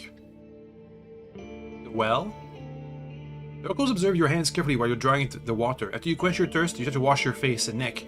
One of the older women approaches you, quickly, wagging her finger. We've enough not for this silliness. She rebukes you. Water your horse if you have to, but we need the rest for ourselves. The stern gaze of the other villagers leaves you no room for discussion. Check out the other workers. Not being allowed to leave the main square, you observe the shells walking through the gate and are helping the builders of the wall. The skeletons are not at all complete. Some of them are broken or cracked. Some of them lack a rib, a foot, or a jaw. Many of the bones are cracked or broken and seem to be connected to each other with nothing at all, as if the pneuma that keeps them moving knows which parts should stay firm and which knows twist or bend. Those that keep some of their skin and guts don't smell, rot, or bleed, and make you think of dried meat. These scraps of flesh serve no purpose, and seeing how many of these laborers already have great holes in their stomach, or limbs with revealed bones, it could be that they are just in the middle of the process of becoming their naked counterpart. The undead loyally fulfill their tasks. So far you've counted 5 people able to give them orders. Some do so by speaking out loud, while one woman simply looks at the shell, no matter how far it is. The workers, while witless, maintain some sort of carefulness in their actions. They stop when someone gets in their way and use tools if they know how, avoiding pointless harm to their shell. There may be more than 50 creatures spread across and around, but you can't know how many of them you haven't seen yet. Many of the fresher undead are elders. Among the skeletons, you spot some of them who used to belong to children, but none of them to infants. Can be awoken, they're too weak to work, or to them to listen to orders. Maybe such youngsters are difficult to sight even for the locals. A group of children are sitting in a circle, being taught by a teenager. Can I still travel? I can go to the peat fields and back. I should just sleep. I think I should just sleep. Yeah, we don't have time to talk. Let's just sleep. Sleep in the shed. Or we get hungry and dirty. You have to rest on your own blanket. The never-ending sound of the wall construction and walking skeletons won't help you catch a good night's sleep. We have some rations, it's fine. As you prepare your belongings, you realize that the days are getting noticeably shorter. The closer you get to autumn, the less time you'll have before the beasts of the night leave their lairs.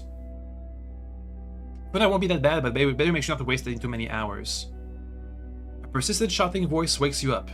Weak moonbeams squeeze through the smoke holes, but to have a proper look around, you open the door. There are flickering torches at the main gate, accompanied by a solemn prayer and timid shouts. You put on your cloak and boot and leave the shed.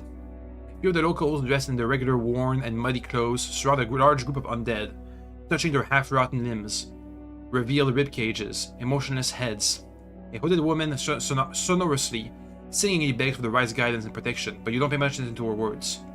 The man Orenthius is standing beside the gathering, with a revealed torso and a walking stick beneath his shoulder. Every now and then, he cuts his side on his back and fills a wooden bowl slightly. Then the follower enters, steps closer, puts 2 fingers inside the liquid and takes it to one of the awoken creations. The lights dance around them, casting shadows that you could swear hide cruel spirits. You don't know how long you have been observing this ritual, when the scar-covered man turns towards you. His innocent side eyes carry no judgment or reprimand. And you suddenly notice how cold your calves and necks are.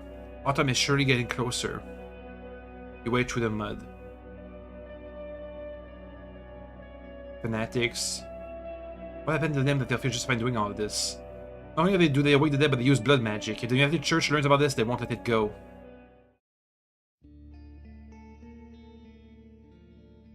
The days are getting shorter. Even though the village seems to be on its legs, most shells you spot are dead. Okay, so we've lost like 45 minutes. Plus an extra hour for being in the bog. Go to Helvius. Can you sell me Pete? I can't buy anything from him. Let's get out of here. To the peat field. As you ride past the field, one of the local farmers enters the road, gesturing for you to stop. He's holding a rusty sickle and carries a basket on his back, filled with various weeds and a sharpened club. His patched, worn tunic is neglected, but fitting for a farmer. The lean years left his face skinny and his teeth crooked, but his sad eyes hold heartwarming kindness. Hi there, Warden. He has a thick local accent. I've been wondering just now. This is a small matter, you see. Do you know how to read? No. I see. He gives you a sad smile. But still, you've a horse, I mean. He raises his eyes, as if to make it clear that he's aware that you are sitting in a sad hole. It is... You ride places. Give me a few moments. Without waiting for your response, he runs to the village and returns to you with a small sack in his hand. How about you take this to someone smart? He unwraps the package and reveals a large wax tablet made of bones. It's a letter from someone who I care about, but not sure what it says. I'll give you a coin once you read it for me. You take the tablet from his open palms, and it's fancy unlike the wooden ones. Once it's back, you find an engraving portraying a large free beast. Made from a troll's hips, the farmer says proudly. That's a pretty tablet. He puts his hand on his sides, his smile is filled with pride. Did it myself. With cold nights and little iron, takes thinking to keep your hands busy. And is there nobody in this village that can read? No merchants come around these days, no missionaries. We don't need to read around here, but you have a priest. He looks at the gates, as if you just realized that you're right. I asked him. His tone is cold. But he was no help. He said the letters are blurry. They look fine to me. Ah. He has a weak vision. He waves at you and steps away, clearing the path. I'll wait for you with the coin I promised. Let's keep going for the peat fields. Hey, Thyrsus. A white and brown hawk is sitting in the middle of the path, tearing away the flesh of its furry prey. Once he realizes that you're riding straight at it, it takes to the air, leaving it with its meal, not even sparing you a glance. Thyrsus is sitting on the bench, observing your arrival as if he's grinding something in a mortar. You greet him, but he asks you to wait a minute. And only after he's satisfied with his work does he leave his tools behind, and move to the edge of the scarp. The creepers on his arms are slightly raised. Okay, we have a lot of questions. I'm not going to open the path to White Marsh when I'm going back. I raise my chin. Did you choose to move to this field, or were you forced to do so? He reaches towards his chest, rubbing a small tusk nervously. One of us surely likes to ask questions, while the others got work to do. What do you do? How do you avoid the wild beasts? It's them who avoid this place. They're afraid. They're afraid for spears, my plants, and poisons. Seeing your frown, he raises his creepers quickly, waving them like a dancer with scarves. His arms remain still. They're stronger than muscles, he simply explains. But still, I'm not much for a wanderer. You train with the druids? The forest speakers! His mocking voice makes him sound like a brat. I did it when I was a teen, 10 years ago, if not more. Then everything went to shit. He suddenly pauses, then waves it off. With a few more questions, he speaks slowly, observing your eyes. Don't get me wrong, I did learn a lot, especially from that one old man. But his daughter kept making me meditate. I'm not one to sit still. His amulet rattles from his flinch. We paid them for teaching me, but they broke their word, kept telling me spirits, lumber, and rites poison. If there's another cough, he bites his tongue and taps his toe nervously. They have a religious disagreement?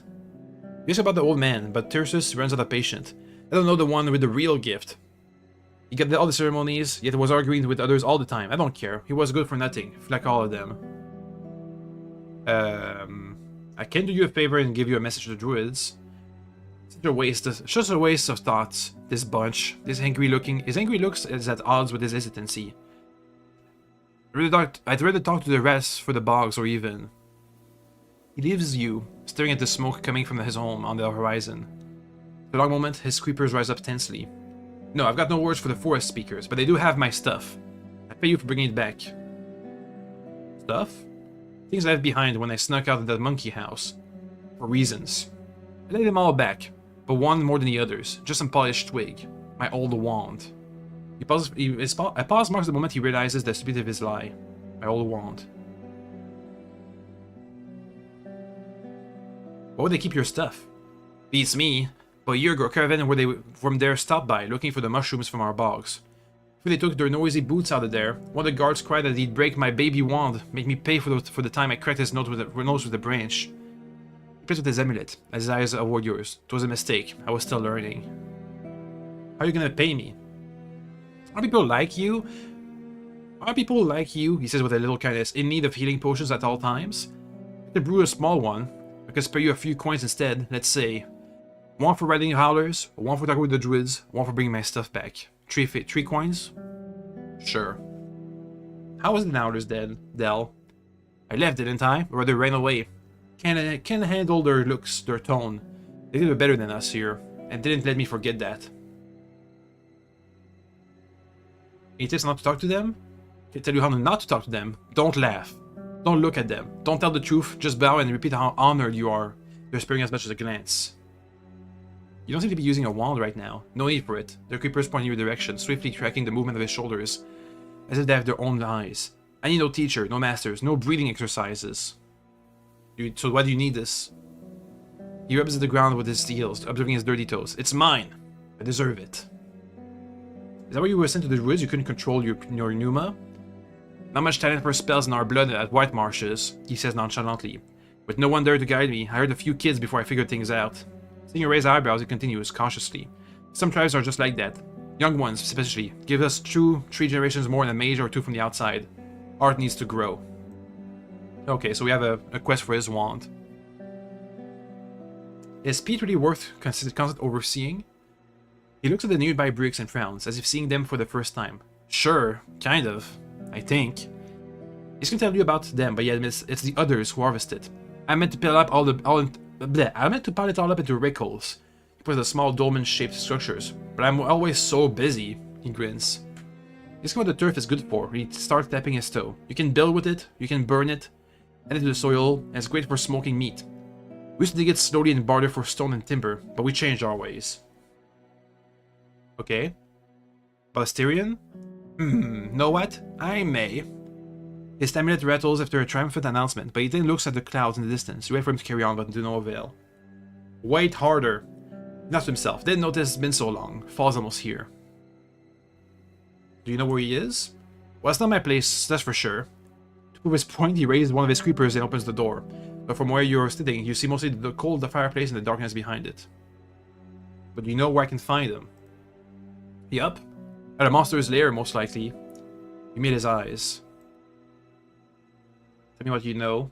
please. You're very helpful. You're very helpful. He toughs and looks away, straightens up. And are you ready more? I too have things to do. But I don't stop strangers to talk with them. You mentioned you doubt he's not all busy, he waves it off. Instead asked me to help with various creatures. Was looking for a journey, he said. Need bogey bombs to scare animals away, even some weird ones, and the harpies and sea monsters. But I have no such things. I cannot poison the sea. As you think what to make of all it, he starts to tap his nose. There's a huntress living in the path of the north. The inn at the south and east of the road, Dalit. At certain sheds she know wild beasts like no other soul, so he was prepared to permit them anyway. Ah, so he speaks with Dalit, but she hasn't told me anything. Well, I haven't asked her anyway. What do you think of Asterion? He stands with an open mouth, as if he is not sure what to mean. I don't. Left me with a heavier pouch, but asks nosy questions like someone else I know. Was he a client or did you share a goal? Was his arms making the creepers hit his amulet? Never had a witch or warlock at home? It's wrong for me to speak for the others. I take on my pyre a lot for shame and doubt. But I need to be trusted. People claim that he and your tribe were planning something big. Do you deny that? He rolls his eyes, shrugging his arms and showing empty palms. He had a nervous twitch of the creepers a little to his innocence. He and I traded a few times, but I didn't bed with him or offer him any mint and stew. He said he may have a job for me in the woods, and I told him I don't need his bones anymore. When asked what he did need, Thyrsus purses his lips. I want things to change is all. I wake up to awoken shells in the woods, and Glosha's robbers striking my family. All I wanted for this cursed land to be normal. His yawn comes out of nowhere, but you then notice his dropped shoulders and heavy eyelids. And yet, as the warden told me that he's going to take care of it. Let's say say I were to help your people with the bandits and got rid of the undead. Would you return the favor? He spares you a little grin. That's all you can say? Yep, save the north in the scrap pit I care about and I'll throw you into a fog. Okay. Any plans for getting rid of the undead? He returns to your gaze and sits down on the bench. Yeah, that's not a task for a warlock and a city folk. Need a band, and I'll tear off your head sooner than bring a threat to my tribe. You reach towards your blade, but the creepers remain idle. You're stepping in the tree end's branch. Seeing you frown, he explains. Their grasp gets tighter the more you move, you see? Forget it. What do you care about it? What do you care about? What do you care about any of that? Let my people choose their path.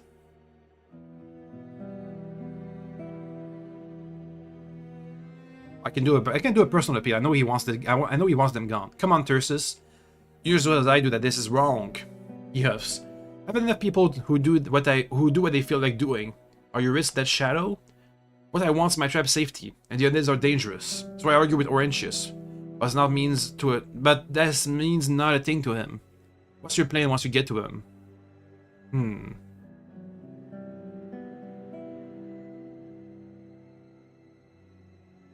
Whatever I need to do. He springs his back to his feet. You cannot! Having him dead would break his spell and set the undead free. He starts to stride along the scarp. You'd bring doom to us all. You have to talk with him, if anything. All I can do is find a way to let you into his house. And you'll have but one chance. If you can convince me that you're trusted. He shakes his head, raising one of the turf bricks with his creepers and breaking it in half. He steps away and looks at it in silence, as he's not sure how it happened. Yep, well, he may not be easy to persuade as you think, you know. Do I have anything that could convince you? Later, then. I guess we'll have to find a stick before he can let me meet with them. How much time do we have? Some. Arrow. Oh, I can detach the claw. Did I buy this? No, don't tell me I bought the claw. The claw hook. Wax tablets are the most common writing instruments used in the north. Though they're usually made of wood. The purest owner of this carved bone is depicted on the back. A massive furry troll. Tablets usually fit in one's hands and are used to make notes or write down short messages, especially when there's no option to prepare a scroll and inkstand. So easy to erase the previous inscription, and a single tablet may be used dozens or hundreds of times. We have a cheap wooden lantern. Not very durable, but much cheaper, quieter, and lighter than the metal ones. Lanterns protect candles from the winds and drafts. They can be held or hung on a hook, or by the handle, or placed on any flat surface. The proper iron lanterns also avoid tragic accidents by containing the fire inside. In the decades preceding the Southern Invasion, the city's artisans were putting a lot of effort to perfecting the various lantern designs. They were testing new materials, shapes, and handles, comparing glass windows with those made of perforated metals and horns, replacing candles with twigs of oil, or using layers of windows to replace their offered light. Ever since the supplies of irons and copper have thinned out, the more primitive types of lanterns regained their lost popularity, even though some of them are quite a fire hazard. The lantern you own is made of wood and parchment, which makes it a terrible tool for a farmer, but you should work just fine for a sneaky adventurer. Let me detach the claw. The claws are sculpted into brooches, a peddler's claw, into brooches, amulets, pendants, statuses, or toys, while a whole set of them may be used into a large necklace. In the countryside, larger claws are often used for constructing tools or weapons, so they're not flexible. You can make a hook. And maybe I can sell the claw. We'll see. Let's go to the Old Forest Garden and scavenge for food. We're a bit hungry. A small group of road notice your arrival. The largest one sounds a bark-like warning. At once, all of them hurry away, heading west. There are some ripe fruits in sight. Forage. Most of what you find are large apples, not as sour as the wild ones, and some wild strawberries. Picking them takes little effort. The short meadow hides nothing more dangerous than rats, rabbits, mice, and grasshoppers. With the help of your mount, you can reach the higher branches. Okay. Let's continue a bit, and we'll stop soon. Today's stream. You leave the wetlands behind. The pebble roads through the hillside, with tall grasses and rock faces above you, and dark, lush forest below. Chunks of its path were shaped by human tools. Who knows how many centuries ago? To widen it, the builders dug through the uneven boulders, and used rocks and logs to fill up the cavities with thousands of rocks, each one smaller than your fist. While you have a good view of what's happening between the trees on your right, the bushes and shrubs grow so densely between them that you can imagine entering the woods on your own. Farther south, there are plumes of smoke from white marshes.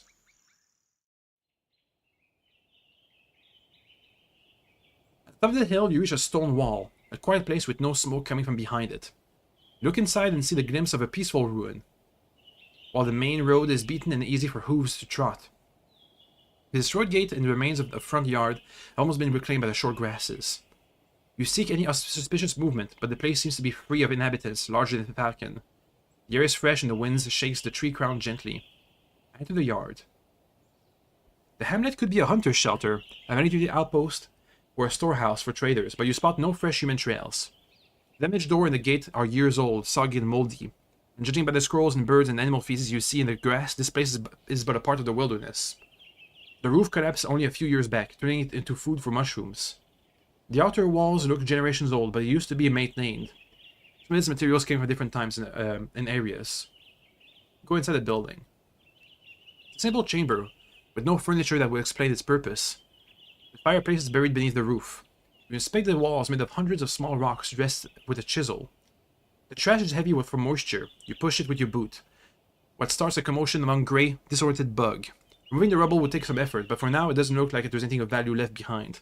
With enough wood, a group of builders could restore this hamlet in just a few days. You hear a rustle coming from the backyard. You look through the crumbling wall and notice the woman with a reddish fur. Not a tall creature. Prepare my axe. His touch calms you down. The sound of animals' steps are careful and light. Can I eat? And gain some strength? Not right now. Go behind the building. The chaos sparks right after you approach the tree stump. The dusk fox's growls sound like a mix of an obnoxious bird and an infant. Do we know about dusk foxes? Foxes and such. Meh. One of the animals stands only a few feet away from you, is jumping and showcasing its tiny, sharp teeth and raccoon-like black mask on its little head. The animal, with its thick, brownish grey fur, seems more stout than a red fox. The second loud creature jumps onto a table made of halved trunks. The first one is a bit brighter, golden fur. It bends one of its forelegs, observing you with its dark eyes. Not furious, nor scared. Rather sad and protective. Its growl turns to a miserable whine. The beasts are not even waist high, but the numbers may be an issue. There may not be another sound coming from behind you, and even from more bushes. It shouldn't be too hard to dodge the attacks. I'll keep myself safe and take a better look at the situation. The Take a quick glance and evade the creature in front of you as it tries to bite your leg. Then you take a wide swing to scare away the third creature. It was standing right behind you, and while loud, it's lumbering on its paws. The noise from the bushes below belonged to their pups, most likely harmless, though they are doing their best to imitate their guardians. Block their charge. No time to wait. I cut one of them as quickly as I can. Now block their charge. Try and stay safe. You step back and you step back as the fox in front of you jumps at your chest. You hit it with the blunt side of your axe, sending it into the air. It lands on all fours. Before you decide to run after it, the golden creature catches your forearm with its teeth, unable to pierce through it. Its weight makes you lose focus, giving enough time to the third opponent to bite your leg. It hurts, but since the animal is already weakened, you should free yourself with a single kick. The dust clouds spread. The two pups keep the distance, piercing your ears with their yelps. The protector growled at you, warning you to stay away. I fight them off ready to get hurt if that's what it takes to get rid of them, or I run for it. No, I don't have any armor. We shouldn't get hurt right now. Run for it.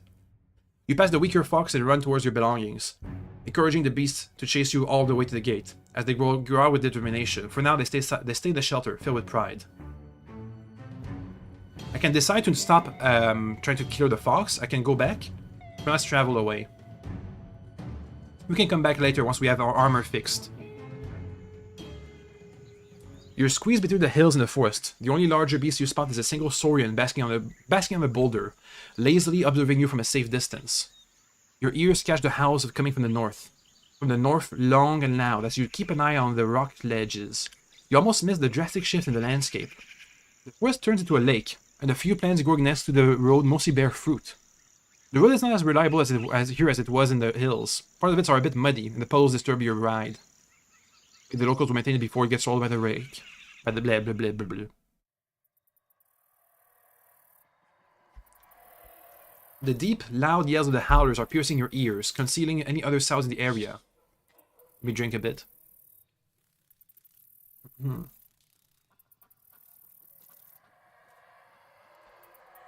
The deep, loud yells of howlers are piercing your ears, concealing any other sounds in the area. They're sitting on the branches and in the tall grass, not really trying to hide. Their thick black and gold furs cover their entire shells, aside from the charcoal black faces with roundish flat noses and wide nostrils. The younger members of the pack are about the size of your mount's head, but the larger ones will be chest high, mostly for the fact that they walk on all fours. Their long tails are like an additional arm helping them climb, hanging from the branches or hold food while they eat. They are particularly muscular, but when they form their pink lips into the shape of a cup to release their howls, their mouths are so wide they could fit your entire arm inside. As you listen to their shouts, you reach for your head. You feel a weird itch, but somehow you can't scratch it. Keeping my distance, I look at the hide behind the boulder. The whitish raw hide covers the grass like a blanket, surrounded by paw prints. Howlers don't wait for you to approach it. One of the larger ones jumps on the ground, leaning on its hands and challenging you with its gaze. It has rather blunt teeth.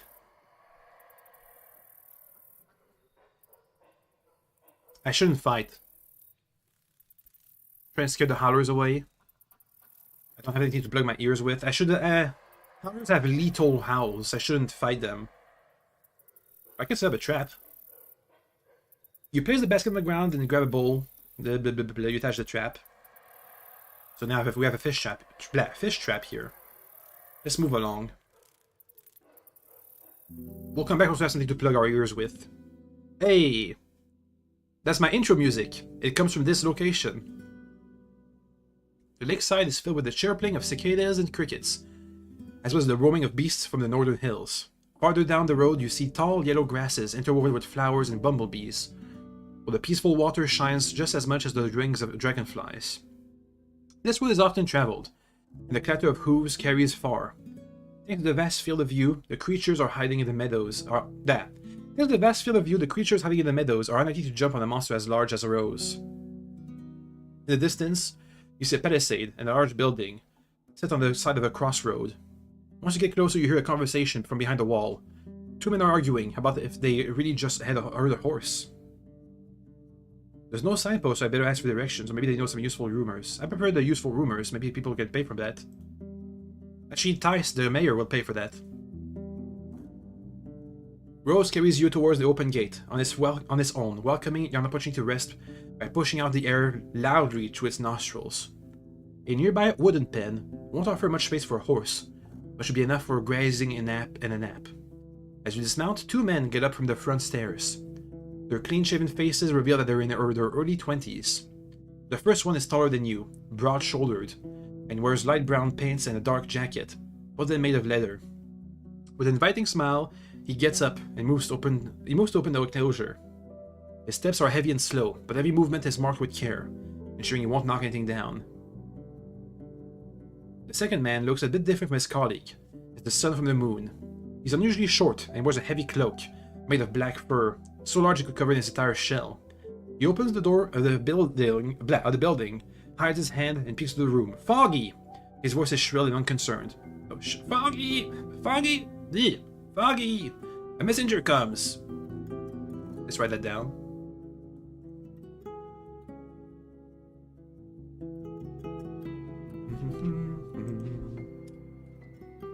Boop. I take some of my bundles and let my horse rest. A hanging barrel sways in the wind, marking the place as an inn or a tavern. The building resembles a merchant's house from Hovlevan, whitewashed and with elegant wooden beams. The fragile walls are high enough to avoid floods and snow, but you have no doubt that a troll or even a pebbler could easily break through them. So it looks like the houses in Hovlevan are these whitewashed types. Even though it has a thatched roof, it looks like. No, those are tiles. That's a tile roof, right? The palisade is short, has hardly any support, and has no walkways for crossbowmen. Hardly enough for even a makeshift hamlet. It is open harbor that makes you uneasy. Aside from the fish, any creature, aquatic or not, can just walk into the yard, undisturbed. The path is covered with paw prints and claw marks. Without any rows outside during the night, so you have to have the horse indoors. A black and white bird swoops into the water, then flaps its wings and takes off with a silver, twitching creature in the talent. The large man clears his throat. And what have we here? Coming from a farm, friend? Are there now horses and howlers? His voice is stentorian, close to a shout. You really recognize his accent as one I found at the city harbor. Let's make a joke. I laugh. Far, far away indeed. You can't see it from here. He puts his hand on his forehead and pretends to look out for something above the lake. But I do see well enough. The city hides in your voice, a long way you had. You hear heavy footsteps. A woman shows up in the doorway and looks at you from the top of the stairs. She's even more towering and stout than her son, the man who just welcomed you, with a massive chest and a pear-shaped face, with a prominent chin. Her movements are composed and confident.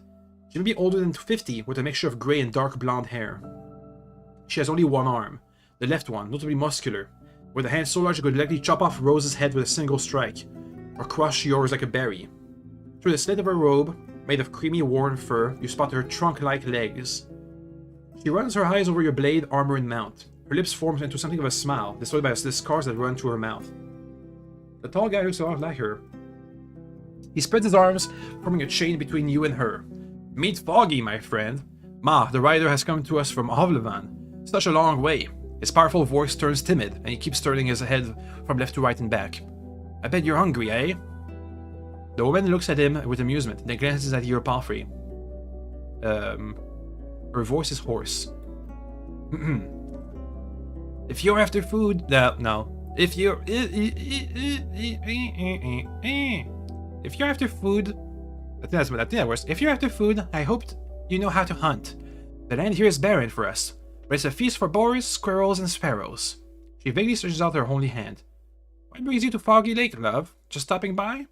Her voice is hoarse, like that of a traveler who spent too many autumn's nights in cold tents, carrying hints of motherly concern. I close the animal pen behind me and head towards the stairs. You won't find anything other shelter in this part of the Dragonwoods, especially not in the creeks. She scratches her broad chin with her sausage-like fingers. You drink? I make a single loud clap and rub my hands together. I wouldn't dare insult your hospitality. Her brief, powerful laughter is... Look at that. These guys know how to take a joke. Her brief, powerful laughter... is enough to scare away the birds from above the lake. Your mouth lets out a fearful snort. You have to visit Creek, dear. They will love you, dear. They will love you there. Come, share a story with me and a mug. Without waiting for your response, she walks inside. The tall man takes a deep breath. Go ahead. We'll take care of your horse. He encourages you with a gesture. And by that, he means we won't do anything with it, as the man in black fur. Oh. And by that, he means we won't do anything with it. Whenever his screechy words follow the deep voice of his companion, he sounds like a brat.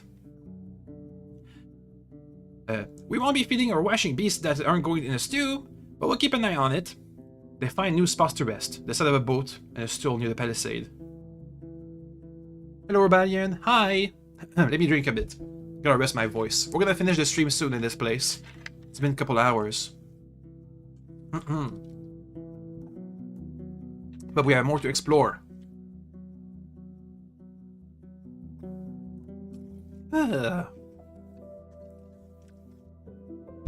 Okay, we'll have to have a talk with the many people.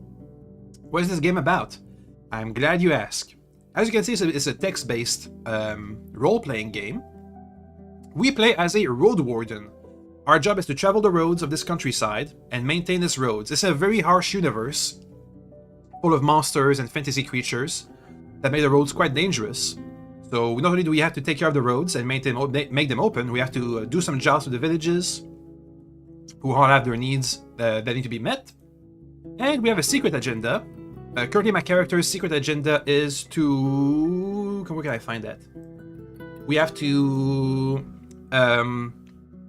explore the peninsula and find as many resources as we can for the Traders Guild back in the big city. And my personal journey is to make as much money as we can to save our sibling from the debt collectors. So as you can see, I love this game. It's amazing. We're currently in a pretty bad shape. We've been in a couple of fights. And we're kind of hungry after resting in the swamp village. Didn't have any food in there. Hopefully this inn should be able to take care of our needs before we explore more of the other villages out here. We've made that. The road is like a big circle. So we're like halfway there. We just have this portion here to explore and all the villages in this part of the world to see. Anyway. Let's ask if they plan to join us. The large man chuckles. We don't have any guards. We need to stay sharp. No drinking, no leaving valuable possessions behind. Enough stories your horse. We'll feast in winter when we get a break from this place. He thinks for a moment. No what? We're planning a humble hunt, he says, for someone with a thinking soul. Come speak with us once you're done here. Ooh, a job for us. A hunt. I go inside the tavern. The narrow segmented windows of the shutter let in a lot of light without letting the beasts inside. The air is humid, but carries not a hint of putridity. The heels of Foggy's boots make her steps thunder, even though the planks don't creak. Make yourself at home. No, that's not the voice. That's not the voice. Have I ever heard of Bartram? I've heard of it. Some kind of underwater submarine simulation adventure game. I haven't played it myself though. Not yet anyhow. What was Foggy's voice that I did again? Hoarse voice. Make yourself at home, she says without looking at you, heading to the trap door in the corner. I'll just grab a little something. Your ears catch the screeches of hunting birds and the wind that leaks through into the window. But other than that, the room is quiet. Investigate our place. The room is crammed with stuff. The bare pelt on the ground would be a nice resting spot, but the place doesn't look like a real home. No chests, no cabinets for clothes, no tools or tools for simple crafts, though it fell the time during raining evenings. Living with so many windows in winters would be a struggle. One could clear this place in one morning, move all that's worth saving into a single wagon. The only thing that's of exceptional value are the cauldron made of pricey steel and the hanging head of an insect-like monster. Its mandibles don't move, the dim eyes seem intact, and its armored head tells a strong story of survival through scratches and cuts. Foggy took a ladder up or down? The trapdoor in a corner. Must be the cellar. So she's down in this basement. Let me look where the ladder leads. Upstairs. You climb with a simple rope ladder and reach the attic. It smells like a haystack. The floor is covered with animal furs, bags, and clothes. There's a soul sitting in the corner, a bearded man in his 20s, who only has the right hand to unlike the tavern keeper, he has kept the rest of his arm. His sleepy eyes observe you without a word. So he greets you with a nod, he starts to put on his boots. Okay. Check out the basement where Foggy went. The meager light hinders your view. There are dozens of barrels, sacks, stone tools, bowls, and pieces of roasted fish or bird's meat. Foggy notices you, but doesn't say anything. She looks for something among a bunch of bottles. There's a couple of animal trophies placed on the top of the barrels and leaning against the walls. Fangs, claws, monster heads, and a lizard skin. Quite a collection. Let's go back and wait. You take a guess at the blood on the table, the scattered yellow feathers, and a bowl of guts and talons. You find yourself a clean stool. Foggy shows up soon, smiling, holding the cups in her hands, a bottle in her fingers, and a cloth under her shoulder. She puts everything on the stool and wipes the table clean. Forgive hoarse voice, come on. Forgive the mess. Just part of the job, she explained without a hint of apology. I rather dress birds in the yards, but the blood lures the beasts. Sometimes the folks of the creeks bring us meals, but we need to take care of ourselves. She throws the bloody cloth back into the bucket, making a splash, then sits down on a stool. See, maybe I should give her a deeper voice. A horse? I mean, she's like the tallest person we've ever met yet. Meh, hard to say. Making it look like bleh. She throws the bloody cloth back into the bucket, making a splash, then sits down on a stool, making it look like it was made for a doll. She rests her elbows on the table, her elbow, singular, and looks through the eye because she's missing the other arm. Her voice is warm, yet intrusive. So, who am I dealing with? Introduce myself. The bottle removes its seal seemingly by itself. The wax floats in the air briefly, then lands on the table gently. Without a word... Oh, wait, what? Oh, she didn't move her hands. She just quite a violent wording. Yeah, she just moved the flax with her mind, with magic. The bottle removes its seal seemingly by itself. The wax floats in the air briefly, then lands on the table gently. Without a word, she pours a thick liquid onto the cusps with her only hand, but doesn't offer you a drink just yet. I'm looking for money. Any work? Her grins makes you think of a hungry wolf. To me, you sound more like a mercenary than a Roadwarden, but we speak in the same tongue. You'll find some work around here. She cracks her knuckles just by clenching her fist. Oof. Then relaxes her hand and observes the fingers. I meant to have a small job for you, love, and the boys outside want to hunt. Ask them about it if you want to join them. Just be sure you have something to defend yourself with. She points to your chest. Your jacket won't cut it. Better visit Gale Rock, because I'll be able to do something about it. Not for free, but you won't need a full pouch if you're dead. She smiles. But if I haven't seen any shields by your saddle, you can also buy one. You can also buy yourself one in the village. Okay, so we'll get a shield for the hunt. She leans back, relaxed and confident. Why now? Go ahead and enjoy your drink. You raise the cup to your nose. You smell flowers, yeast, and hops. Ever played Fallout New Vegas? Yes. I'm back on the PlayStation 3. I think I had a copy. It was really fun. My favorite Fallout game. Better than 3, better than 4. And I haven't played any of the other Fallouts anyway. Let me drink more water. I gotta hydrate my throat. Lots of talking and reading.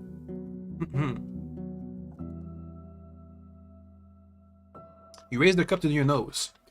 You smell flowers, yeast, and hops. The liquid is golden on the edges but resembles a red amber in the center. It's as thick as an herbal medicament. You take a look at your companion, seeking a hint of what's expected of you. In some places, people gulp down their mead, but your vessel allows you to appreciate the aroma. The huge keeper smiles and takes a sip. You follow her lead, allowing the drink to pass your lips. It's warm, having none of its subtleties. Drinking mead is a never-ending conflict between holding the taste in your mouth and saving yourself from the tormenting sweetness of honey. The flavors of the flowers are just as present, it's too difficult to capture just yet. Foggy leans forward with an elbow. There! Foggy leans forward with an elbow, resting on the table. Well, for me it's a lazy day. At least the rain spares us, so nicely holding off until the evenings. What's the story behind this place? It can be more than a few years old. It's our third summer under the roof of Foggy Lake. But the palisade is older. It used to be a camping spot for the bird catchers from creeks. And there are fish here that don't swim in our streams. We were but newcomers in the north, these lands were hard to bend. But the beasts got used to us with time. Melancholy crawls in her eyes. She observes the meat in her cup. Every year or so we add something new. The rocks for a campfire, some stools, a fence, a firewood shed, a boat. At one point, we brought the lumber from White Marshes and built a cabin like the ones on the eastern roads. More folks started resting there, even traders from Gale Rocks and Old Pagos. Plenty of fine spots running in, eh? Her smiles is warm. I'm building my home from nothing, you could say. It's not the first time. How about you? Does any of it sound tempting? Would my character want that? Not really, I'm just here to save my siblings from debt collectors. Probably a whole new thing. When you play Fallout 3, it did not crash once, but when you played Fallout New Vegas, it crashed countless times. Yeah, I had many crashes. I think the worst it got was when I was doing the quest for the ghouls in the rocket facility, in their like underground sewer.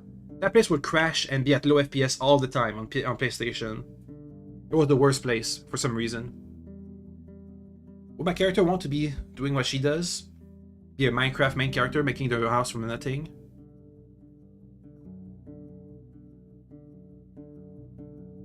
Is wherever I can find kind people. She chuckles. You can always find some folks who are somewhat kind some of the time, but all of them have their limits on their bad days. What a place to return to, you're missing out on souls and their stories. She looks into your eyes with motherly concern. Or who knows, maybe you're different. How do you guys stay safe? This place is like super exposed. Quick legs, love. Her brief yet thunderous laugh makes you flinch. We don't leave any food outside, but our cauldron smells. Every now and then something scary shows up. We lock ourselves in here for days if we have to. Our windows help us keep an eye on the yard. Better than leaving the hamlet to goblins. You mentioned that having no wall for the lakeside is quite a risk. She nods in agreement and takes another sip. We don't bring children and old folk around, but this part of the peninsula is not so bad, at least in sunlight. Not much food growing or running around, unless you can live on fish and birds. And the folks of the creeks are great hunters. The greatest around. But isn't there a harbor in the city as well? How'd you keep the creatures away? The flying bees that bother us. Something large shows up between the boats or even enters the street. People learn to run away. They're mostly set in the water waiting for trash or drunkards. They're used to avoiding Hobbleman. The guards and sailors make it too dangerous for them.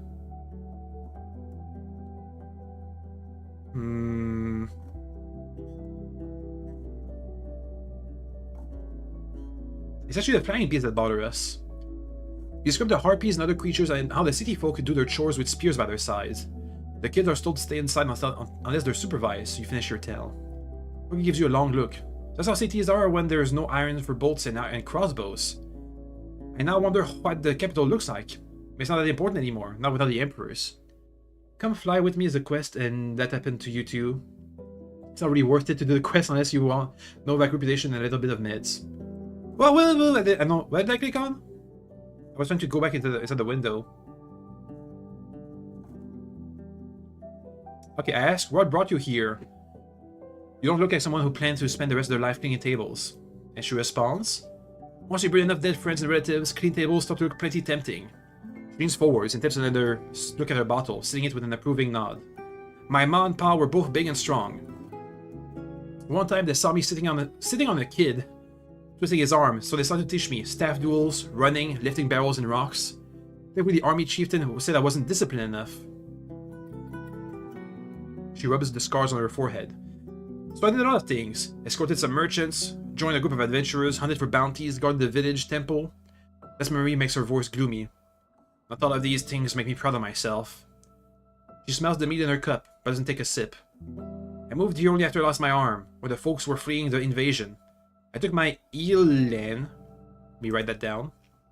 We can ask the southern innkeep about people. Up. We can ask Foggy about places. Elan. A casket of dragons and join a more organized group. Arm or not, I still have a fierce punch. Just a pleased grunt. I was worth keeping around. Her voice can have that she's delighted to carry on with her tale.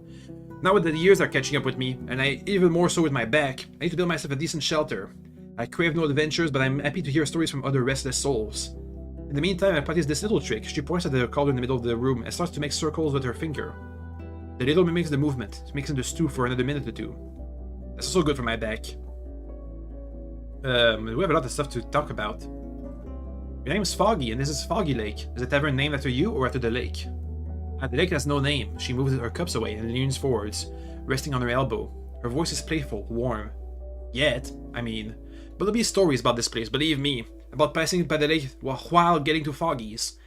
I may not be a dragon slayer or a holy woman, but one way or another, my soul will live on in my name, tied to these walls. She looks at you in silence, then bursts into laughter. You could swear she makes this jar shake. I'm pretty fine being vain. We want to be remembered, I think. My pa used to say stories bleh. My pa used to say memories of ours live in the blood of our children. But guess what? Kids die as well. All my brothers and sisters are gone. She pauses, but there's no sadness in her eyes. Stories have better reach, aye? We can tell each other about strangers who lived centuries ago. There's magic in that. And not towards the spot where her right arm used to be. Any stories there? She leans back, moving her shoulder and chest up, down, as if she's having a soundless chuckle. No, I'm going to share it with a newcomer, dear. Stay alive until the next autumn. I'll open a cask of cool cider and tell you quite a tale. It's treason, treasure, monsters, and dark spells, but I'm way too sober for it now. She grasps her cup. Her wink turns to an awkward blink. So you can move things with your mind? Why, can't you? Now that's a mystery. She chuckles. Let's hope you don't need to use it on your journeys, or that winter will never come and that wolves will cuddle with mouflons. Okay. Interesting beasts to hunt? Oh, I hunt for nothing. Not since I lost my arm. And the boars outside are not made for it either. They have no drive to fight, you see, and grew up like to be wimps. They sometimes club down a hare, but they're all about foraging and bird traps now. The folk in creeks do the real hunting, she has after a pause. Runners, mouflons, rats, sometimes a buffalo or a saurian. We have no soul for fields, so the game meat is all we have left. She stretches out, getting even taller. You hunt often? I don't actually hunt. So sometimes I set up traps. I do actually have fish traps. How about you won't find much game?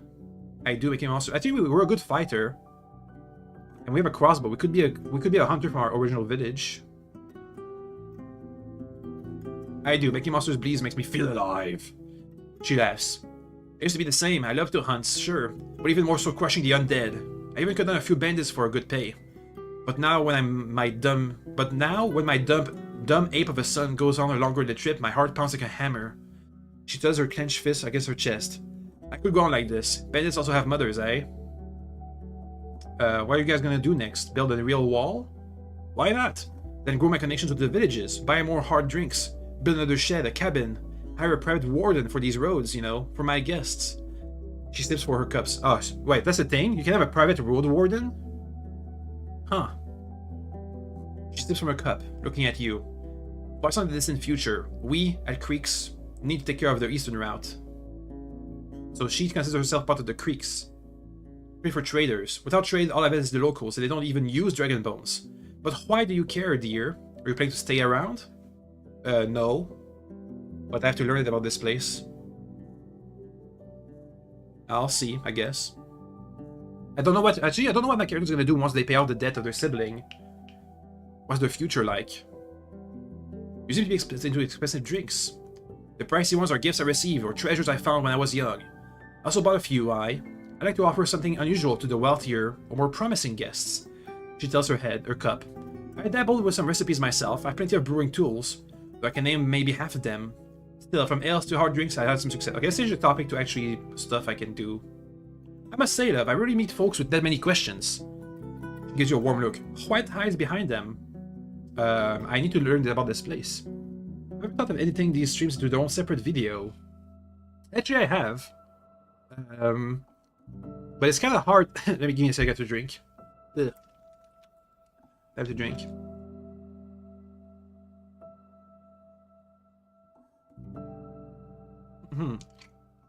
Like, for example, I could edit these streams to be like, I don't know, 4 videos. It would be pretty easy, but it's like, I feel like it would be kind of lazy as well.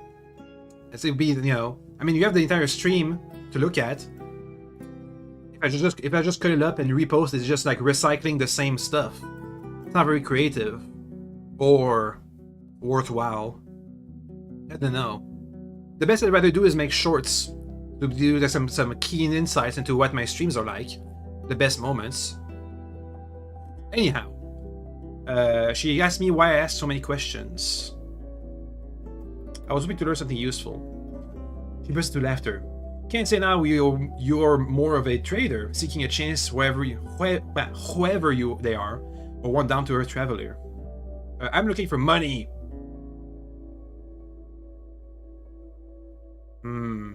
Or a little bit of both, most likely. Her grin is worthy of a wolf. Safety and risk don't go hand in hand, I'd say, but I look forward to seeing your results. Okay, now we have our real, regular questions. You have a job for me? She grins.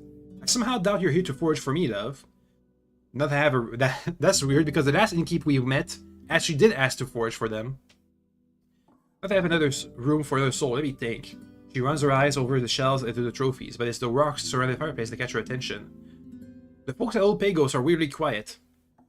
They were supposed to drop 2 wagons of rocks at my place. Can you check on them? Just find out if they're fine. Mention the payment. It won't take much work for a rider. You can get there and back in less than a day. Just ride west of here until the road takes you south. The crossroad turns west again, and you'll find a village. I'll give you, let's say, a dragon bone. She says not much, but she waves it off.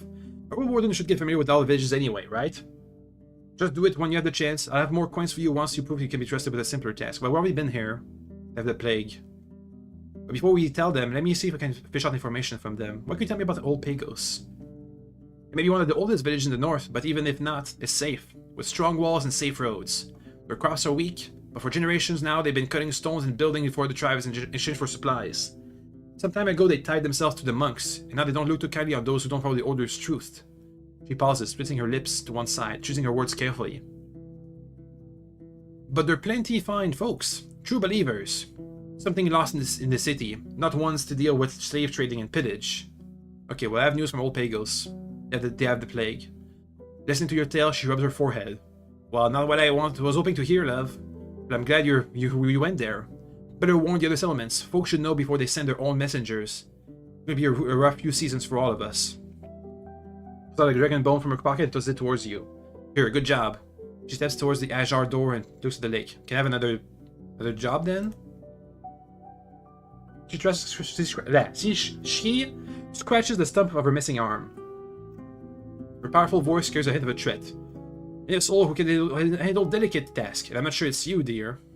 So they don't trust me enough. But can I sleep here? She approaches the window above the table and looks outside. Your beast won't make it easy for us, dear. She places her hand on the shutter. It's not a city inn. I don't cook for a smile. I don't work to feel noble. I allow folks to lie down there for free. She points to the bare fur with her broad chin. But that's about it. If your horse stays outside, it'll lure the beast to us. But if we move it here, upstairs, it'll leave droppings on my floor. She gets annoyed, even by the idea of it happening. If you want to rest here, love, be ready to either pay with coin or some food rations. We'll spend the night keeping your mouth quiet. And clean after it in the morning, will you? So we can actually rest here. I'm looking for Asterion, the previous Roadwarden. She stood for a longer moment without the slightest movement. And why do you think he's here? I don't think is he here? Her face darkens as she stretches her knee. Don't upset me.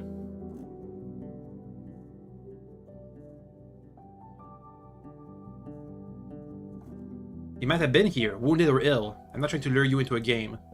Every soul's got a game, though some are not ready to admit it. But no, I don't think he was struggling with health last time I saw him. What can you tell me? She rests her hands across her stomach, which she identifies as her version of crossing her arms. A customer and an errand runner. What's there to say? Additional questions don't get too many answers. She brings up the man's looks and equipment, relating too much of what you already learned. He was paid with dragons, rarely bartered. That's what city folks do, aye? Seeking riches, then locking themselves in a chamber, prisoners of their might. I do need money. Her chuckles make you think of her wolf's growl. When did you last see them? She glances at the windows, same as the others, in the last days of spring. Waiting for his return in all the villages, then moved on. I have no idea where he went. Ah. Nobody says anything. All of the villages, you say? She turns towards you with a fierceness of a bear. That's what I said. Howlersdale didn't like him. Do you have any jobs for you? She presses her tongue against her. Maybe it's not just Howlersdale. Maybe just the mayor doesn't like Asterion, but the rest of the village is fine. Hard to say. She presses her tongues against her cheeks and lips. But I'm not sure. He was bringing me news or delivering me messages. Sold me some stuff. Sometimes bought a thing or two. His life wasn't really that riveting. Just another mug guzzler sitting in the corner patching his clothes. He said anything unusual? Just at you without blinking. Such as what? Something useful I could buy back? Scars on her lips distort her smile. It just so happens... She hesitates. I promise to keep it around for some time. Ask me later. Maybe after you've shown us what you're made of. I'll see what I can offer. You don't seem too bothered about his disappearance. You see me as someone eager to make friends with a vagabond? I'll take it as compliments to my skills at tavern keep. Folks come and go, their face disappears, friends die in my arms. She pauses. Families fades away. There was a different Roadwarden years ago, and there's another one now. There's only one Foggy in the north, and one Ian, that slow son of mine, and one Creeks. I have only so many tears to spare. Okay. What do you know about the peninsula? I know this and that. Which place? Oh, I can ask about specific places. Tulia's camp. A mystery, aye? It's still standing and all. There were always bad tales about the place. Folk disappearing or getting sick. Highwaymen taking over. Weird screams and nightmares. Caius, the one without a hand? She must know his whereabouts with the thumb. He had a vision one night there. Something that turned his soul wicked. That's what hag guilds do for folks. Okay, let me mark that down. Caius. The guy who lost his hand. At the inn. Boop. What about Hag Hills? That's the thing separating the north from the south. Honestly, we're done with Hag Hills, at least from this side. The old mine by the western road is flooded, and there are no plans to build a new quarry in the hamlet. Old Pagos cuts better blocks of stone anyway. She looks through the windows at the lake. The river that flows by the southern road is wide and strong, but with no bridges or settlements. The thing behind it, no one has found it. That other day, my journal, my main quest. Whoops. About exploring the peninsula.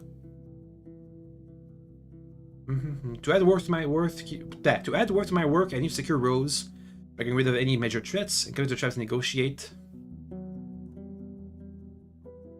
The old mine in Haggis Hills is flooded.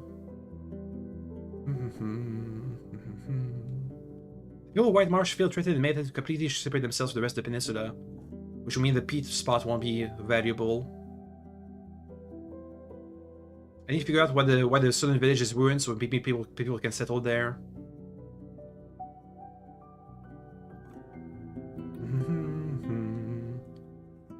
Okay, I'm not sure what we actually got added. Maybe that the mine is flooded. Not sure. We can ask about more places later. I heard there's some bandits. She looks another grimace. What can I tell you, dear? You know how it goes. Lost souls need a new path after an awfulness finds them, but the years go by, and it doesn't get any easier. One day they may take a pile of firewood, another some bread and clothes. If they start hurting folks, there's no way back, even if they're not at all cruel. That's what everybody says. I guess they must know these bandits, like they're their own family, or tribe members. You ask her for some more, but she's reluctant to give you straightforward answers. Never worry about Gloshia's band. They hunt, sometimes take on this or that, scavenge after folks who get jumped by beasts. But she never tried to threaten my place. You're safe here, and why would they bother a Roadwarden? I frown but bite my tongue. If Haflavan sends its soldiers here, she may face consequences for supporting the outlaws. What about the Necromancers? She rubs her chin. I don't like what they're doing one bit, but I can't blame them. The folks at White Marshes struggle, and they don't know how to protect their kids and their elders. Orentius, their priests. She cracks her shoulders. A quiet man, but preaches like a zealot. Always looks like he's on the verge of crying. She opens the doors with a wave of her hands, letting in some fresh air. She looks at the table. They used to trade in lumber, those from the marshes, until Howlersdale started selling their own trees for better prices. Ah, so they used to sell marsh trees. The trade to marshes died, and so came the hunger. She looks at you with an unclear grimace on her lips. You may judge them, but at least their preacher gave them hope, even if it's tied to black magic. Okay, do you want to buy some stuff I have? I may be willing to buy them. The berry picking hook? I don't need this, but there's a nice claw. Pebblers? Must have lost it in the woods. I put it maybe there? She points at the shelf with her chin. 3 dragons. I think we bought it for 1 dragon, so that'd be a profit. What about the linen? You bought it in from Howlers?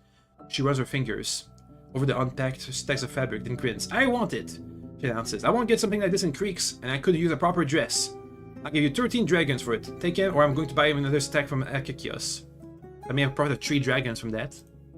We'll see what the other villages want to offer for that before we sell it. And what can I buy? Whoops, wrong button. What can I buy? Now you're talking, she grins. I could serve you some of my cooking. Not food rations, mind you. Need what we can save for the winter season. Let's say you give me a dragon and in return I'll cook for you 4 times. You just need to ride up here when you're hungry. And other than that, she has a really cheap way to buy food. But we have to be at her place to eat it. Really cheap food. Other than that, you don't take any wood and stone, are you? Seeing you shrug, she waves it off and heads towards the trapdoor. After a minute, she shows up with a sack that clangs after every step. I can sell you some scraps. She pulls out a couple of iron clamps, with nails, and a broken steel blade. A value trash. We found them while foraging. We don't need a furnace and creeks, but you could sell these bits and pieces to someone else. She observes you for a moment and then shrugs. Discuss the price? $6 for some trading iron scraps. That's pretty decent. I have $5. I'll buy meals. Okay. Let's stop here for today. Let me do one last one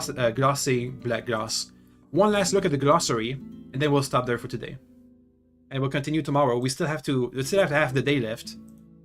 And there's a couple of villages around this part. The creeks, most likely, and Gale's Rock, which we haven't discovered yet. And we'll pick up more jobs. Speaking of jobs, what do we actually have to do? Let me think. We have to clear out this shelter, because that's our job as a Roadwarden. We have to find somebody who can read the tablet for the White Marsh guys. Maybe at the monastery. We have to get some rumors from the other cities for Howlersdale. We have to go to Gale Rock to get a look at the other hunter there. And we can still have to explore the entirety of the Eastern Road, but I won't do it for free. Okay, to the glossary. Let's read a bit more. We were just stopped at the languages. To the law. But before that, let me drink a bit more. Ugh. You're not here for long, but the game seems fun. Ah, thank you. Don't worry, it's okay. I love this game. It's one of my favorite games of all time. And I really encourage you to play it for yourself. It's not look too much at my series if you're gonna do that, because it is full of spoilers and knowledge, which would be better to be discovered on your own pace. Let's see. The law. I think we haven't had to deal with the law yet. In the 10 cities, the religious figures influence both the legislation processes and the judiciary of the state. Not only have the priests developed and maintained the system, but also the ones who keep all the records of their archives and temples. The space for abuse is virtually limitless, and the cities experience it in every step. Every city has its own set of laws and regulations, and even the officials can't easily bend them. Living in the countryside, on the other hand, is not strictly regulated. If a building stands empty, one can simply ask to move in. One commits a crime, the village judges how to handle it. If one is more of a burden to the community than help, they may be asked to take on additional duties or even leave. No soul owns the fish in the lakes, the games in the forest, the rights to the land, or the craft. It's uncommon to punish for sinful deeds that don't hurt anyone in a significant matter. Improper behavior may lead to a small fine, but in most cases, only harmful actions are punished, usually by being forced to do involuntary work, by being banished from a settlement. Sometimes with a mark on one's face, carved with a blade or a hot iron. There's one rule shared by the entire North. Don't provoke nature, and don't exploit it to the point where it attacks the villages, or you'll face the most severe of punishments. By the nature itself. Roadwardens. Yeah, we've already read that. Seasons. Summers last for half a year. During this period, the wild animals dominate the wilderness, but the days are warm, winds gentle, nights short, and the roads passable. It's good enough for the roaming merchants, bandits, and travelers, while the farmers take care of their animals in fields going through 2 or 3 harvests. The next 3 seasons take less than 60 days each. Ooh, so in the land of long summers. Autumn annoys people with its cold night and rainy and foggy days. The monstrous beasts and the undead migrate to the land, making the muddy roads even more dangerous. The poor gather supplies, make warm clothes, and fix their houses, while the rich close their deals, manage their final journeys, collect the taxes, usually food, and gather in the cities. Winter paralyzes the realm.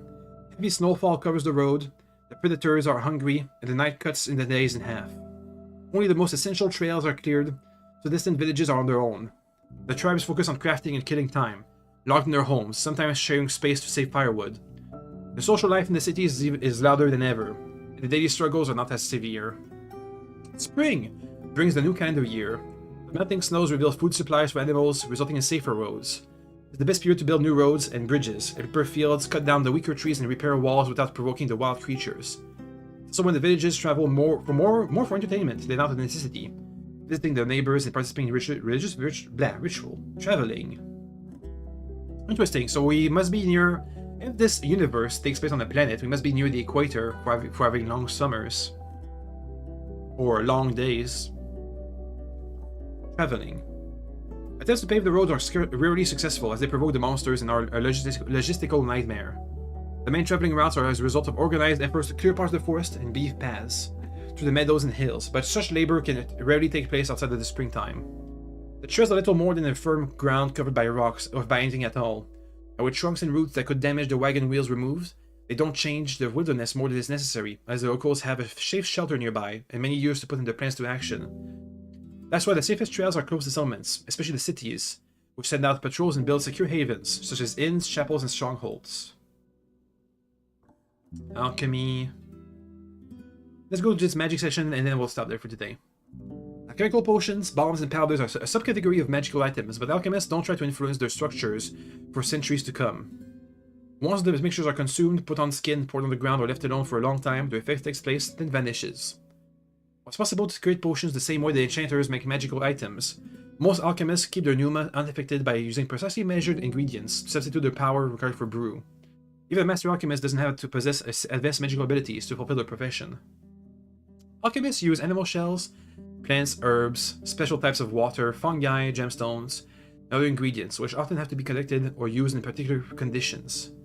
An alchemist needs to supervise the temperature, pressure, and the time it takes to complete the specific task while brewing. All these details led the alchemists to write down their knowledge and research. The huge prices of their services have turned their scrolls and codices into cryptic texts filled with ciphers and mysterious symbolic pictures. The true meaning is preserved for the alchemist's crafting circle, so it's not publicly shared. Blood magic. People who can develop efficient magical skills can substitute them with their power held in human blood. The possibilities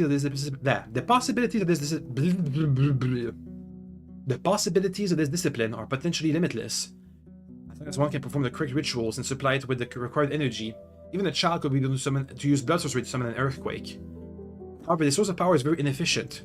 One can achieve minor results by cutting their skin and using their own blood, but greedy blood mages sacrifice human lives or collect their supplies from captives held on the verge of death.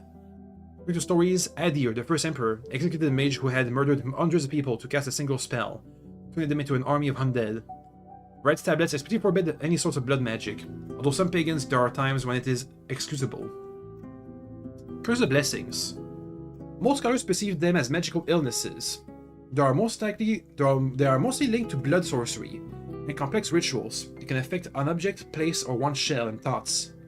Basic curses last for a short time, while others never deplete themselves or even drain the victim's pneuma to grow in strength with every passing day. The Northerners condemn those who know how to curse others. Unlike regular illnesses, curses can spread on their own. At the same time, they are completely resistant to the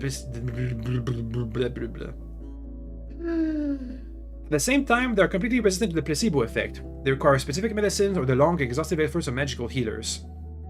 Blessings, on the other hand, are beneficial spells enhancing human shells or the surrounding, with desirable effect. While they are appreciated for an unexplained reason, they are much more difficult to cast and their effects are much shorter than those of curses.